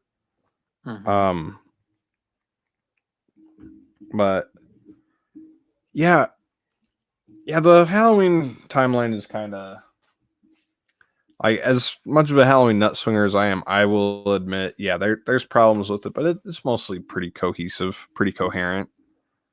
Does it make sense all the time? No, but yeah, it's pretty yeah, it's not as messy. So yeah, I see where you're coming from there. But yeah, the Saw continuity though is fucking great. Psycho has a great continuity too, also. Oh yeah, Psycho was brilliantly done, and Saw, I'm just starting to rewatch him to get ready for Spiral, and the continuity has been good so far. Oh yeah, and it's like I remember I watched Saw 6 and then went back and saw 5. Say that 5 times fast. Back from Saw 6 to Saw 5, from Saw 6 to Saw 5, from Saw 6 to Saw 5. From Saw 6 to Saw 5, from Saw 5. But it's I had a weird feeling of like, wasn't I told this already? And that just kind of showed how well the continuity was set up between 5 and 6 there. Mm-hmm. But yes, it is it is pretty simple continuity for sure, but it flows so fluidly that I gotta praise it for that, if nothing else. And I do praise a lot about those films, but I also bitch a lot about those films. Yeah, he in Hall of Fame, been a fan since his debut. Oh, at yeah, talking Admiral. about Kang when he debuted in 1997, I believe. Damn, that feels like fucking forever ago. Oh, I know. I didn't start watching wrestling till 98. Damn. Yeah. So I can't say that I ever started, like, because I kind of look at it sporadically. So it's like I don't follow it well enough to where it's like I can say that I watch it. It's like I look at wrestling. Yeah, the last wrestling match I actually saw was back in October. Okay. I follow what's going on, and if there's something interesting, I'll look at it. But like other than that, until they go PG like TV 14, it's not going to get any better. Right. Because that's the only thing it's missing. Yeah, that hard edge that it had there in the mid and late 90s and early 2000s. Yeah, that was the time. I guess you could say that was the only time I was ever really into it. And I didn't follow it all that much then. Yeah, just like every other wrestling fan, that was just the golden age. It's from like 97 to, in my opinion, to 2005. Yeah, that sounds about right. Sounds about right. Flamethrower Fluff is in the chat. Good to see you, Flame. Man. I can never figure out how Jigsaw shocked Adam if he was basically sedated. Yeah, that is a good question. That is a good question. I have nothing. We'll have to ask Chris Snyder about that one. Yeah, he's the Saw expert. But if I were just to give it a little shot, actually, I have nothing. That's a really good question because, like, he was. Well, it's just like I figure, like it was like remotely, like somebody has the button to turn on the shock, like the electrical shock and all that. Yeah, and there's no point of doing it while the person's sedated. Yeah, but I mean, because John was sedated though. Whenever he smokes the cigarette and is pretending that it's poisoned, and he plays dead, he gets shocked there. Yeah, the overacting. And then, but at the end, you see that John did have the power to shock it whenever he wakes up. It wasn't John. It wasn't John though. It was that Zip. Zap. Oh, Zep. Yeah, Zep. It was Zep that was controlling it because remember, John was. We're going to spoiler territory, so if anybody who hasn't saw, John Kramer was the one in the middle of that room, and he was freaking sedated, and he took a shot of something to pass him out, and then relax my muscles, slows down my heart. Yeah, exactly. So like, there would be no way he can control the freaking machine. Actually, no, that's false because like at the end of the movie, he hits the button again. That's what I'm saying. So I'm confused. That's what Fluff is asking right there. Because if it was John in the first place, how? Yeah, because he was asleep. It's like, Chris, where are you when we need you, buddy? Yeah, take gummit, Chris. when my son Kale and I met Kane Hodder, they talked for 10 minutes about how similar their names are. Oh, that's awesome. That just sounds amazing. Like that's kind of that almost echoes what we were saying near the front of the show here when we were talking about how meeting Tom Savini, I would probably just talk to Tom about just whatever. Like, so how was your day, man? How's your day been? And it's like, you know, you're in line here at the Comic-Con, right? It's like, I don't care about all that. How's your day been, dude? Like, how's your day? My mustache was looking good, bro. It's, you know, just dumb shit. I would try in my best interest to not be like, oh my god, your gore is fucking amazing. I mean, because inside that's what I would be screaming, but that would be me. Like I would try to be that dude who's just shooting the breeze about whatever, you know. I tried, but like when I met Felissa Rose and CJ Graham and all that, I tried to be like, you know, hey, how you doing, all that, and I just like freaked out. I was like, oh, what was your favorite kill? Like, Felicia Rose, like, I love your like eye acting in Sleepaway Camp. I went to old like geek mode when I was like, damn it, I didn't mean to go geek mode. Yeah, like you're walking away and you're like, fuck, I did it, damn it. Yeah. Oh man. Like, dadgummit. Even though I had a great conversation with Warrington Gillette right here. Yeah, he seems like a really nice guy. The only thing is he kind of reminds me of my ex-girlfriend's dad a little bit. It's like I feel like it would be an awkward situation if I met him. And what was that die bitch about? Or right here? Yeah. Oh, dude, hilarious story. As he was signing it right here, he just randomly goes, so what would you want on the side here? I kill for mommy or bite or die bitch die. And I looked up and go, it would be an honor if you put die bitch die. He goes, you got it, man. He just started writing it down. Yeah, like Brad was looking at me like, did he just say what? It's like, what did you do to piss him off, Bert? Oh no, dude, didn't do nothing, dude. He was like the happiest. Like Felicia Rose was the sweetest person, and she was happy to be there too. But I'm telling you, Warrington Gillette was easily the most energetic out of all the ones that we met in Atlanta.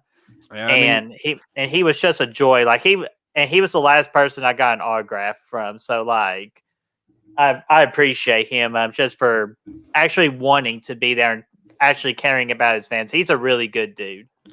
Yeah. Yeah, he seems like it was a pretty fun encounter for you.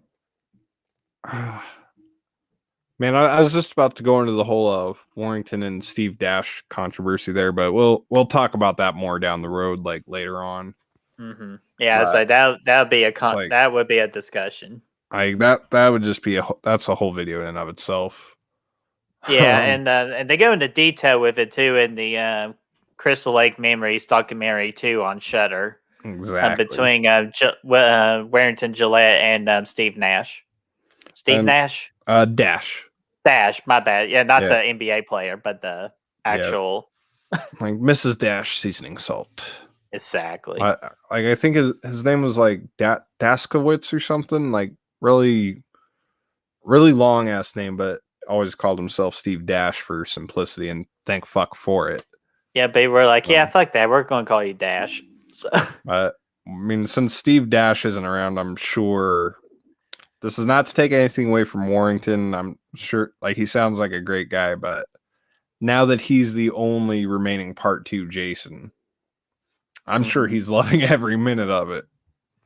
Right, and actually, for the Comic-Con or for the Horror Con I went to in Atlanta, it's called Days of the Dead. They're coming back to Atlanta in August, and as of right now, they're planning because this latest one it was a part 6 reunion, but this time it's going to be a part 2, and they've already announced a lot of the teens that come back.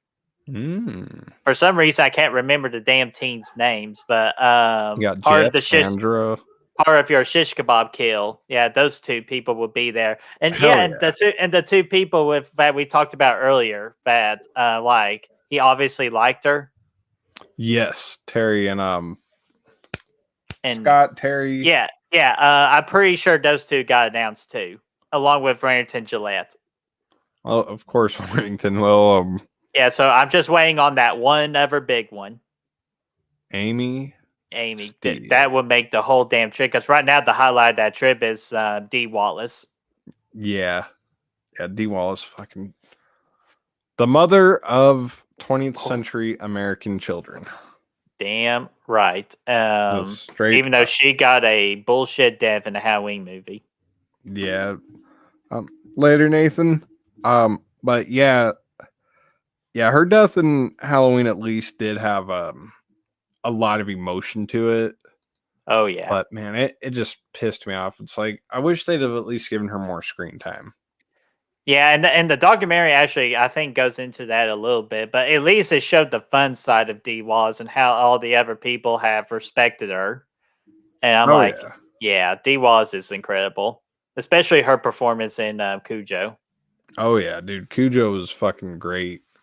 I'm sure you know my thoughts on that one. Oh yeah, Right like now. it's you and J-Man some reviews and Matt's that got me to watch it.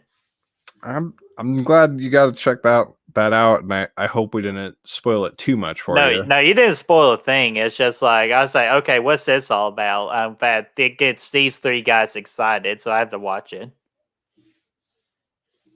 Okay, yeah, it was it's one of those movies that I've just seen so many times ever since I was little, you know. So it's I don't think I see the faults even today, honestly. Oh, about the human dog. Yeah, it's like sure it's there, but it's like he's a puppy dog. He's fucking got the Stephen King in the air. Stephen King air. That's why the dog looks like that. It's like, God damn it, it is a man in a suit. Yeah, but that can't be helped, so I didn't blame it too bad for it. Oh yeah, it's like you can't better than the adult Chucky pretending to be like Andy. Oh god. Yeah, that. Yeah, I saw that recently. And I was like, oh, it's even worsely noticeable. Which I know Chase Moser just entered the chat because I know he loves that franchise. So sorry, Chase, about that because I still like the original Child's Play. Hey, Chase. Yeah, bad timing. I do apologize, Chase, because again, I know how much you love that movie. Interesting timing. But, and plus, nobody's still happy with me and Matt picking the Child's Play remake over the original in our debut episode of Replay versus Reboot. So, 2 words for me on the reboot there: Aubrey Plaza. Damn right, that is all. She was gorgeous. Like anything with her in it, I'm gonna watch. Yes. Especially with I think it's Mike and Dave need wedding dates. I don't think I've seen that. Oh, dude, very underrated comedy. I loved it. Aubrey Plaza and Anna Kendrick, along with Zac Efron and that dude. Forgot his name. Okay, I can't remember that other guy's name, even though he's been in a lot of comedy movies. In the 2010s. Okay. Yeah, I'll definitely have to check that out. Mike and Dave need wedding dates. Here, I'll send you the name of the official movie because I'm pretty sure his name's not Dave, but I know it's Mike. Oh, okay. For one of them. Okay, awesome. So sorry to get sidetracked on that. Oh, no worries. So, what was the main reason we threw this shindig tonight?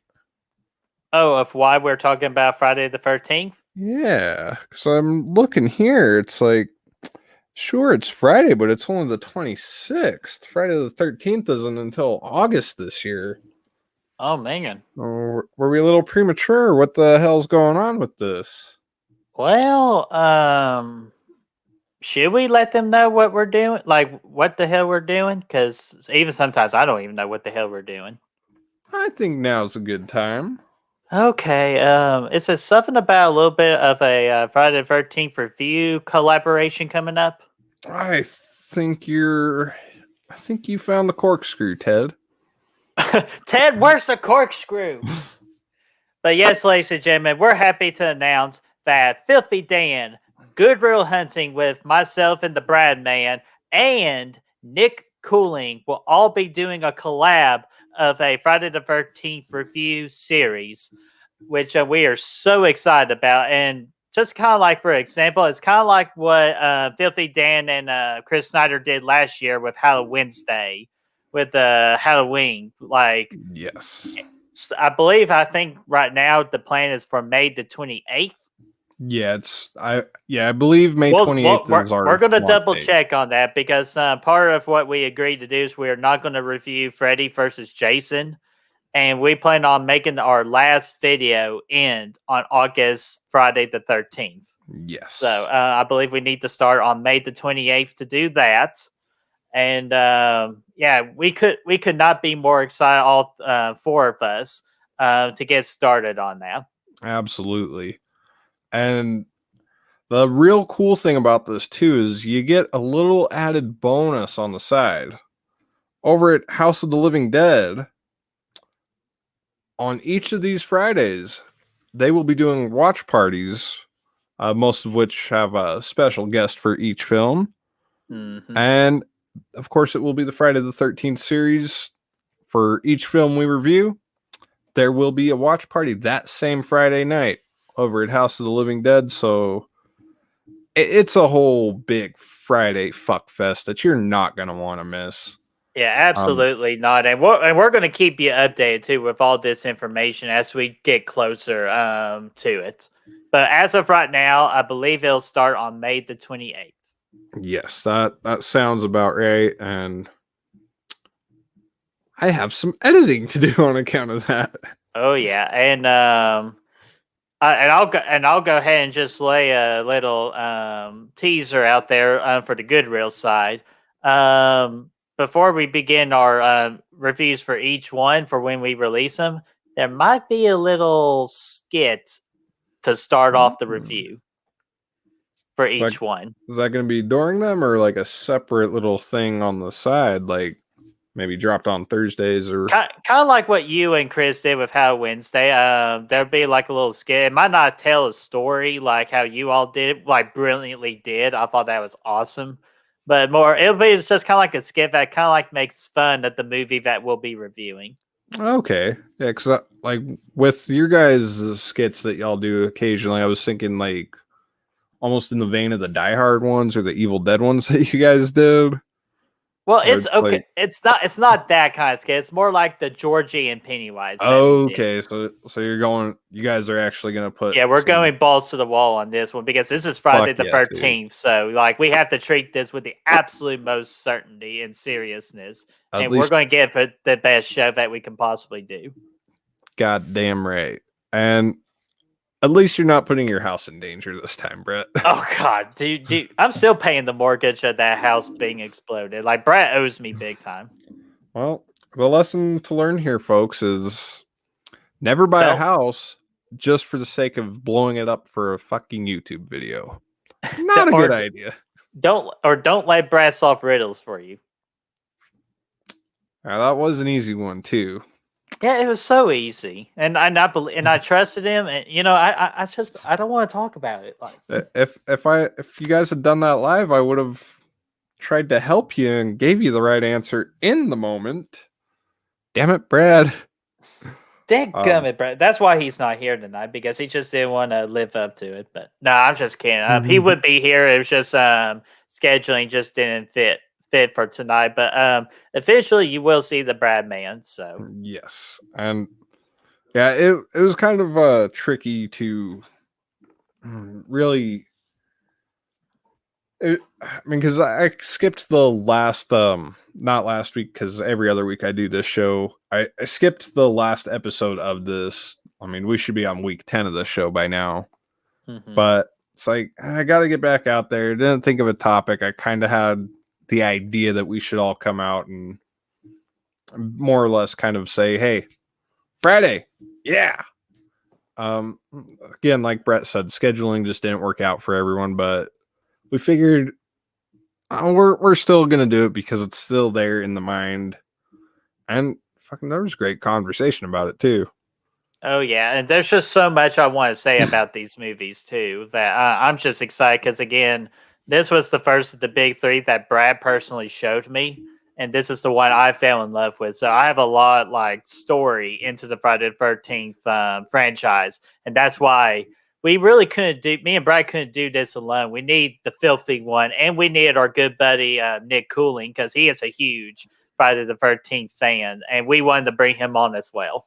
Yes, absolutely, man. And in a way, I think the three of us, the three of our channels, the four of us with the three different channels. That fucking talk about a riddle that is worth getting your house blown up for, there, man. Holy shit. I don't feel like blowing up my house again, but if it's for the subscribers, we'll do it. That's a good point. I probably shouldn't say that on record, but just kidding. Anyway, fuck, where was I going with that? Oh yeah, we all kind of bring in a different elements that really are going to make this Friday the 13th series. I don't want to say the funnest, but one of the funnest projects that we have in the works. Mm-hmm. We're definitely going to put our all into these, I'm sure. I've actually recently, for those of y'all who saw my Your Next video, you saw that I actually decided to throw some actual production value into putting that video together. And I loved every minute of it. Thank you. Because that's one of my favorite movies, or favorite, not only horror movies, but it's actually one of my favorite movies of all time now. Hell yeah, man. Like, I'm getting close to putting it in my like top 5 movies of all time, even though it nowhere near deserves to be on that particular list. But I'll like every time I watch it, I just have a better time with it. And just Erin, who is the final girl that the horror fans had been begging for. Yeah, I totally agree on that. It was I remember hearing about Your Next and thinking, okay, yeah, it sounds cool, but is it really going to be as cool as everyone's saying? And holy fuck, it was, man. Mm-hmm. Yeah, me and Shannon did a lot of work to get you to watch Your Next. Oh, dude, they were giving me shit about it, and I would be like, no, I don't want to watch it right now. And she's like, don't make me call Brett. Tell Brett that you don't want to watch it yet. It's like, come on, Brett doesn't know that I still haven't watched it yet. He hasn't asked about it yet. It's like, I don't know if he knows. Maybe I bet you've been not getting my telepathical messages. She was probably receiving them for me, almost like a secretary of sorts. Okay, that makes sense. That's very nice of her. But it was like, shh, I still haven't seen it. Don't tell Brett. He hasn't asked. He hasn't asked lately. Maybe he forgot. Like, oh no, I didn't forget. I just wasn't going to hound you on it because I'm pretty bad at hounding people, and I'm trying to do better. Right? Yeah. No, that's how I can be sometimes too. Like, because I try to get a certain individual to watch 7, but a certain somebody had to spoil it. I'm sorry. I've been building it up for one whole month, and then bam, all that work just down the drain. Yeah, I realized that as soon as that person responded to him, like, son of a bitch. Yeah, when I saw the message, I went, no. Oh, that's when you got to try and deactivate or report the whole group. Try to collapse it. Like, why wasn't there a deactivate group switch here? Oh, and man. Of course, me thinking, oh, because I've seen it, so has everybody else. I'm reading freaking Flamethrower's comment here. I won't blow up a house, but I can use my flamethrower instead of raking leaves. Oh, but can I use my flamethrower instead of raking leaves? Yeah, that's genius. Yes. That is freaking genius. Just don't do it on a windy day. That would suck. But it's like, you see half the neighborhood starts going up like, shit. Oh, shit. What? Or Pennywise said the other day, well, fuck. Fuck. Yeah, I like how Brad almost channels like a high-pitched Arnold Schwarzenegger for Pennywise there when he does that. I got to get the monster real soon. I was getting mad fucking Arnold vibes on that, and Yeah, the car scene was Arnold, and then trying to jump him over the fence was Jar Jar Binks. And then he had a southern accent, and then he had a fourth one, and I could not identify it. yeah, I didn't even notice the accents changing about too much on there. Like, I definitely heard the Pennywise or the Jar Jar one when people started pointing that out. Like, oh fuck, I hear it now. And then we have now officially given him the nickname of Jar Arn or Arn Yes. Jar. Yes. So next time you see him, anybody, the next time you or talk to Brad or see him, call him Jarn or Jar Arn. And thank you, Filthy Dan, for that one. Yeah, thank you, Filthy Dan. It's like, oh man. But man, we had an excellent time with that parody video. If y'all haven't seen it, we almost got it to 100 views. So a couple more views would be muchly appreciated. But we had such an amazing time, and that is not the last you'll see Pennywise and Georgie. We still got plenty of a story left to tell. Dude, that looks like it was almost too much fun, man.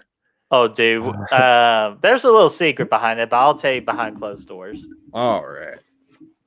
Yeah, it looks like it's a rough pain in the butt to put together, but it looks fun all the our same. buddy Chris from Beers for the Bros did the directing and the editing for that skit, and he did a phenomenal job.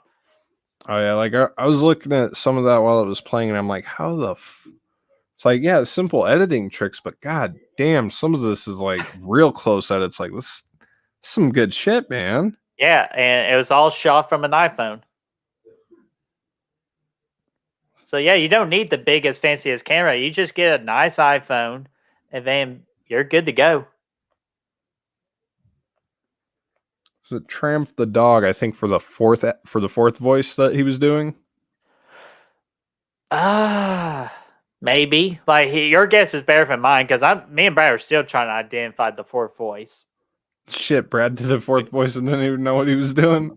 Well, Brad just comes up with things just on a whim, and it's kind of hard to keep a straight face. You can see a couple of times in the video where I'm just like this, like just trying not to laugh. Just trying not to laugh because in the first ever skit we did, I was the absolute worst. Yeah, like I couldn't control it because especially when he does that whole salon thing of I go get my hair done 3 times a month and they never get it right. Like start speaking like one of those gas station clerks. I went back and rewatched that in preparation for you guys' part 2, and it was like, oh man, it's like you could see a few of the little you could hear laughing at some points from both of you guys, and it was like they're having so much fucking fun here, and it's damn entertaining too. Like, yeah, and that's why we kept it in there, just because to keep the fun aspect, because that's all of those videos are supposed to be. They're supposed to be fun. And I know a lot of people will say that we're like trying to be the same as like Mike and Jay over at Wham, but that's actually a compliment to us because they are huge inspirations like to us for our channel. But we're not trying to be them. We're just trying to be us. Right. Just with heavily influences from Wham because of all the great skits they freaking do. Using the brilliant roadmap that they set up. Yeah, exactly. But make it your own. And that's just what's very important at the end. It doesn't hurt to take inspiration from like Drum Dums or Sean Chandler, Dave McRae, Cody Leach, Wham, and all of those great reviewers. It's just, Cinema. You have, of course, Mr. Cinema with Jason Smith. But just you got to make it your own. Like it's okay to take inspiration. You just got to make it your own, and we just try to do that. It's just the best of our ability. Absolutely, BrettMan. Yeah, and you might never know. Jason Voorhees himself might show up on that great journey to the circus. Dun, dun, dun, dun, dun, dun. Oh. Because Georgie does need water for his boat, and then there's a certain lake that can provide that to him. Dun, dun, dun, dun, dun, dun, dun, dun, dun, dun. You idiot! You idiot! Oh, dude! I actually last night I finally got idiot. because the man. way he was spelling it, it was like ITIT It's it. OT. Yeah, like it, like from Pennywise. It. Oh shit. Yeah, I know. Like I was like, oh Oh. shit, that's what he meant by you idiot. Like Oh I man. don't think he's actually intended that way, but I'm gonna claim it. So, You idiot. oh my gosh, it was Oh so man. hilarious. Dude, fucking mind blown right there. Oh yeah, Like, like we got idiots, we got Aaron versus Jason, and we also got Batnip or Batman's got Nards. yes, Batman's got nards. I almost forgot about that. I need to write that some bitch down real Oh, I'm quick. not So gonna make you forget. I don't find my Don't worry about it. pen. Don't worry about it. I'm gonna remind you right after this is over. Absolutely. And we've gone almost 2 hours, and my old man ass is feeling a little rusty. So we had a great talk tonight on some Friday. We let you guys know exactly what's in store in the coming weeks or coming months and the weeks to follow. Yeah, about 2 months away. So not only are we going to be celebrating Dave McRae and Bruce Dale's fan film of "It's Me, Billy," the Black Christmas fan film, but we'll also be kicking off the Friday the 13th review series, and Chris Snyder will also be kicking start his "Thank God It's Friday" series. Yeah, damn right. Yeah, our Friday series doesn't really have a name. I've just been calling it the big, like the giant Friday summer or something. I think Big F13 summers, whatever the group chat is that we have set up for that.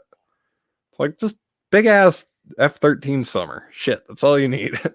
Yeah, and stay tuned like for our individual channels as well. We got some trailers like in the making too that will help Yes. promote this as well. Damn right. Show your friends. Yeah, let everybody know. Let's celebrate this sexy beast right here. Yes. Yeah, y'all can't tell, but I'm trying to touch Jason's face there. Y'all really can't see me actually doing it there. Rubbing Yeah. little hockey masks like nipples. Okay, this is getting really awkward. George, I'm getting a little scared. Oh, don't be an idiot, Georgie. Oh gosh, dude, we've already got so many ideas for the next one and for the rest of them. We already know what the finale is going to be. Oh man, this is gonna be one of them limited series.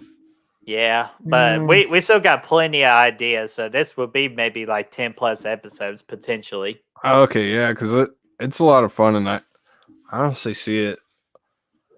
Like the more you guys do that, I can actually see the like just coming into your own as far as being Georgie and Pennywise go. Mm-hmm. I'm really looking forward to seeing what you guys got coming on for 3 and so on. Oh yeah, and then of course Matt had a got to introduce his buddy the other day of the other, and we're even having talks about the other meeting Pennywise. Interesting. Oh yeah, that would be a hilarious conversation between the two. Oh yeah, that was yeah, I kind of caught part of the other taking over Matt's channel there. Oh dude, you need to watch all of it. I was laughing the entire time.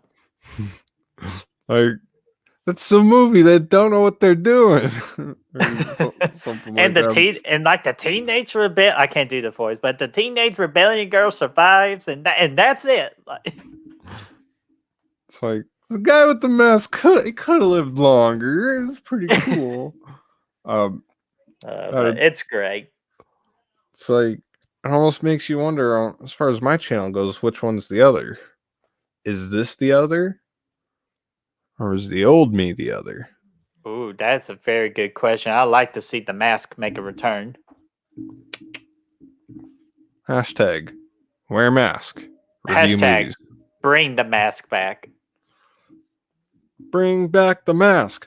Bring back the mask. What? Wear a mask. Watch movies and review. Exactly. Fuck, I need to make a shirt like that. Damn right. I'll buy it. wear the mask, watch the film, One of review our that bitch. one of our freaking first shirt ideas once we start doing them is that no hard. What's that shining quote? All work and no play makes Jack a dull boy. Yeah, but instead of Jack, it'll be Bert. And it's gonna be me and be doing like doing that face. Oh man, that's great. I want one with like little golden reel nips for myself, like just a one-time shirt that I want. It's like just the golden reel, just perfectly, just like perfect, right here. perfect nipple placement on the shirt. And it's like, I'll even put Trent on there going perfect nipple placement. Oh man, real nipple or real with 2 E's, real nipple placement. That's a stupendous idea. Now that's real nipple placement. Oh my gosh. Oh shit. The merchandising is out of control. Yeah, so many ideas, but we're trying to hit a certain goal before we even begin that conversation. That's smart. That is smart. I have definitely drawn up ideas and shit, and it's like, I thought to myself, would anybody wear a Filthy Dan G-string? Maybe. Like, is there a market for that? Hey, you never know until you try, man. Filthy Dan condoms. Filthy Dan casket. It's like, filthy Dan condoms. The directions. Take out the box, place directly in trash. Exactly. Like, I'm sure one day I'll go full-blown Gene Simmons and be like, I'm just gonna slap my name and face on any old product and sell it. It's mine. Hey, there you go. That's the only way to go, really. Yeah, exactly. Just, man. Have my face painted on a lamp. Be like, Filthy Electronics presents a lamp. I love lamp. It's like you look and you see that just fucking painted over the GE with an F. It's like, this motherfucker took a General Electric ass lamp and remarked it as his own. Oh my! What a guy! What a guy! What a guy! Yeah. But yes, I'm very curious about that and very optimistic. Yeah, I was one of the first people that watched this video, and I easily put on there. Where's they ever been in our lives? Yes. Oh man, but that was great. But man, Filthy, like, what do you got coming up on your channel? Like, I got to know. Yes, yeah, that's a good question. I don't even know. There's a fucking movie I watched recently that I was gonna review because it's like I feel like I got to. I actually have planned a review for As Above, So Below. Okay. Little, found footage I heard of that. Came out a few years ago. It was a film. It was interesting enough for me to think, you know what, I gotta fucking review this one. So I guess that's a compliment in the film's favor. I just did the top 10 posters, so I don't have to worry about that one hanging over my head anymore. Top 10 Final Girls, Part 2 is another one that I have in the works. Of course, starting the Friday the 13th series, which is just worth mentioning. I know this upcoming Wednesday, so about 6 days from now, if you're watching this live, Filthy with Facci, episode 6, I believe. That sounds about right. Matt and myself have 2 special guests coming on. The 2 power brains behind my special boy, Chad Sumner and James Grimm. They're going to be coming on, and we're going to be talking 1981 horror, just ranking our top 10 of that year. Oh, that's a great year to do a top 10 ranking. And I expect, actually, I don't expect, I demand that The Burning be in the top, at least be in the top 3. If you've seen my in-depth video talking about 1981, it was one of my earliest lives by myself. You'll hear a shitload, a metric fuck ton of just gushing over the burning. Oh yeah, I was there. Even if you go back and watch my review for that, you'll see that I don't think I had one bad thing to say about that movie. Yeah, I Except, know. I almost gave it a 5 out of 5 on first watch, but I gave it a 4.5. just a little too rapey in some parts. Yeah, there was a couple of parts where I'm like, they probably didn't need this, or this could be different, but And like the third act of the burning, though. Fuck, we're getting off track here, but yes, yeah. ranking the top 10 from 1981 over there. I have a feeling there's going to be a lot of burning love there. The burning heart, something, something, Rocky running up the mountain. Oh yeah. But yeah, that's really about it as far as like intended stuff goes. Of course, there's going to be some on the fly shit here and there. I was like, can we trade? I know. Oh, Stream Demons episode. Fuck, I don't even know what number we're on for that. I think. Homie, you started in November. Was it? I believe episode 6. Episode 6. Holy shit, man! I know it's already halfway almost. But episode 6, we're going to be clowning around for that one. Talking clowns and horror movies. Oh, awesome! And that's just going to be a lot of fun. I hope Brad's Pennywise makes that list. We will see. We will see. What do Good Real Hunting have coming up? Oh man, here we go. I've been trying to practice this because we just got so much going on right now. Tomorrow we just got to like a couple of recordings we're doing tomorrow for future stuff. Sunday we'll be on Chris Snyder's channel for House of the Living Dead to continue our Spider-Man series, and we'll be watching Spider-Man 3 to finish off the Raimi trilogy, which that's going to be a lot of fun. And then Monday, we'll be releasing our Rambo review, Rambo 4, as part of our Rambo review series with the J-Man. And we'll also be doing a Real Men episode with the J-Man on Monday. And it will be for the Man of Steel, which we're very excited about that. And then Wednesday, as of right now, because we still got recorded, we'll be doing a Beers with the Bros episode with Midsommar, where we get to learn about the art of the push. If you've seen the movie, you know exactly what I'm talking about. Have you seen Midsommar? I wanted to, but I never did. Dude, you need to see it. It's a very unique film. And Florence Pugh, brilliant actress. Yeah, it seems like one of those ones I would like. I feel like this could be it could be like right up your alley. It's slow, but it's just very colorful. It's bright. It's just weird.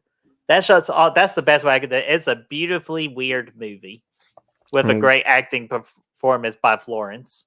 The trailers looked fun as hell for that one, and yeah, I'm really curious about seeing that one. So.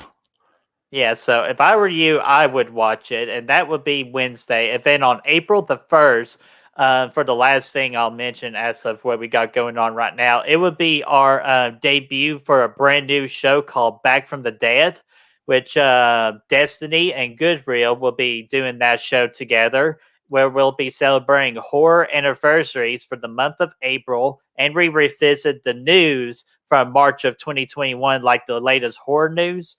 And for any fan film horror movies that are in the makings or still having Indiegogo, just anything horror fan film related, we'll bring the news to that as well, because we want those movies to get get mentioned, get their name out there, so they can be the best movies or fan films that they can be. Hell yeah, man. Yeah, we're really looking forward to bring that show. It'll be released on the 1st of every month. That sounds pretty awesome, man. I like that. I appreciate that. We're really hoping for a good turnout on that one, and we'll actually are going to record the very first episode tomorrow. Yeah.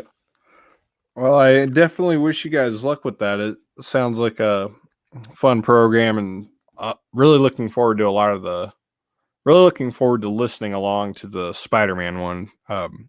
As you know, I'm usually at work whenever you guys are doing that one, so it's like, Yeah. I know the first 3 Spider-Man movies pretty well, so I don't really even need to watch it. It's like listening to you guys talk about it, it's like, okay, I know exactly where we're at.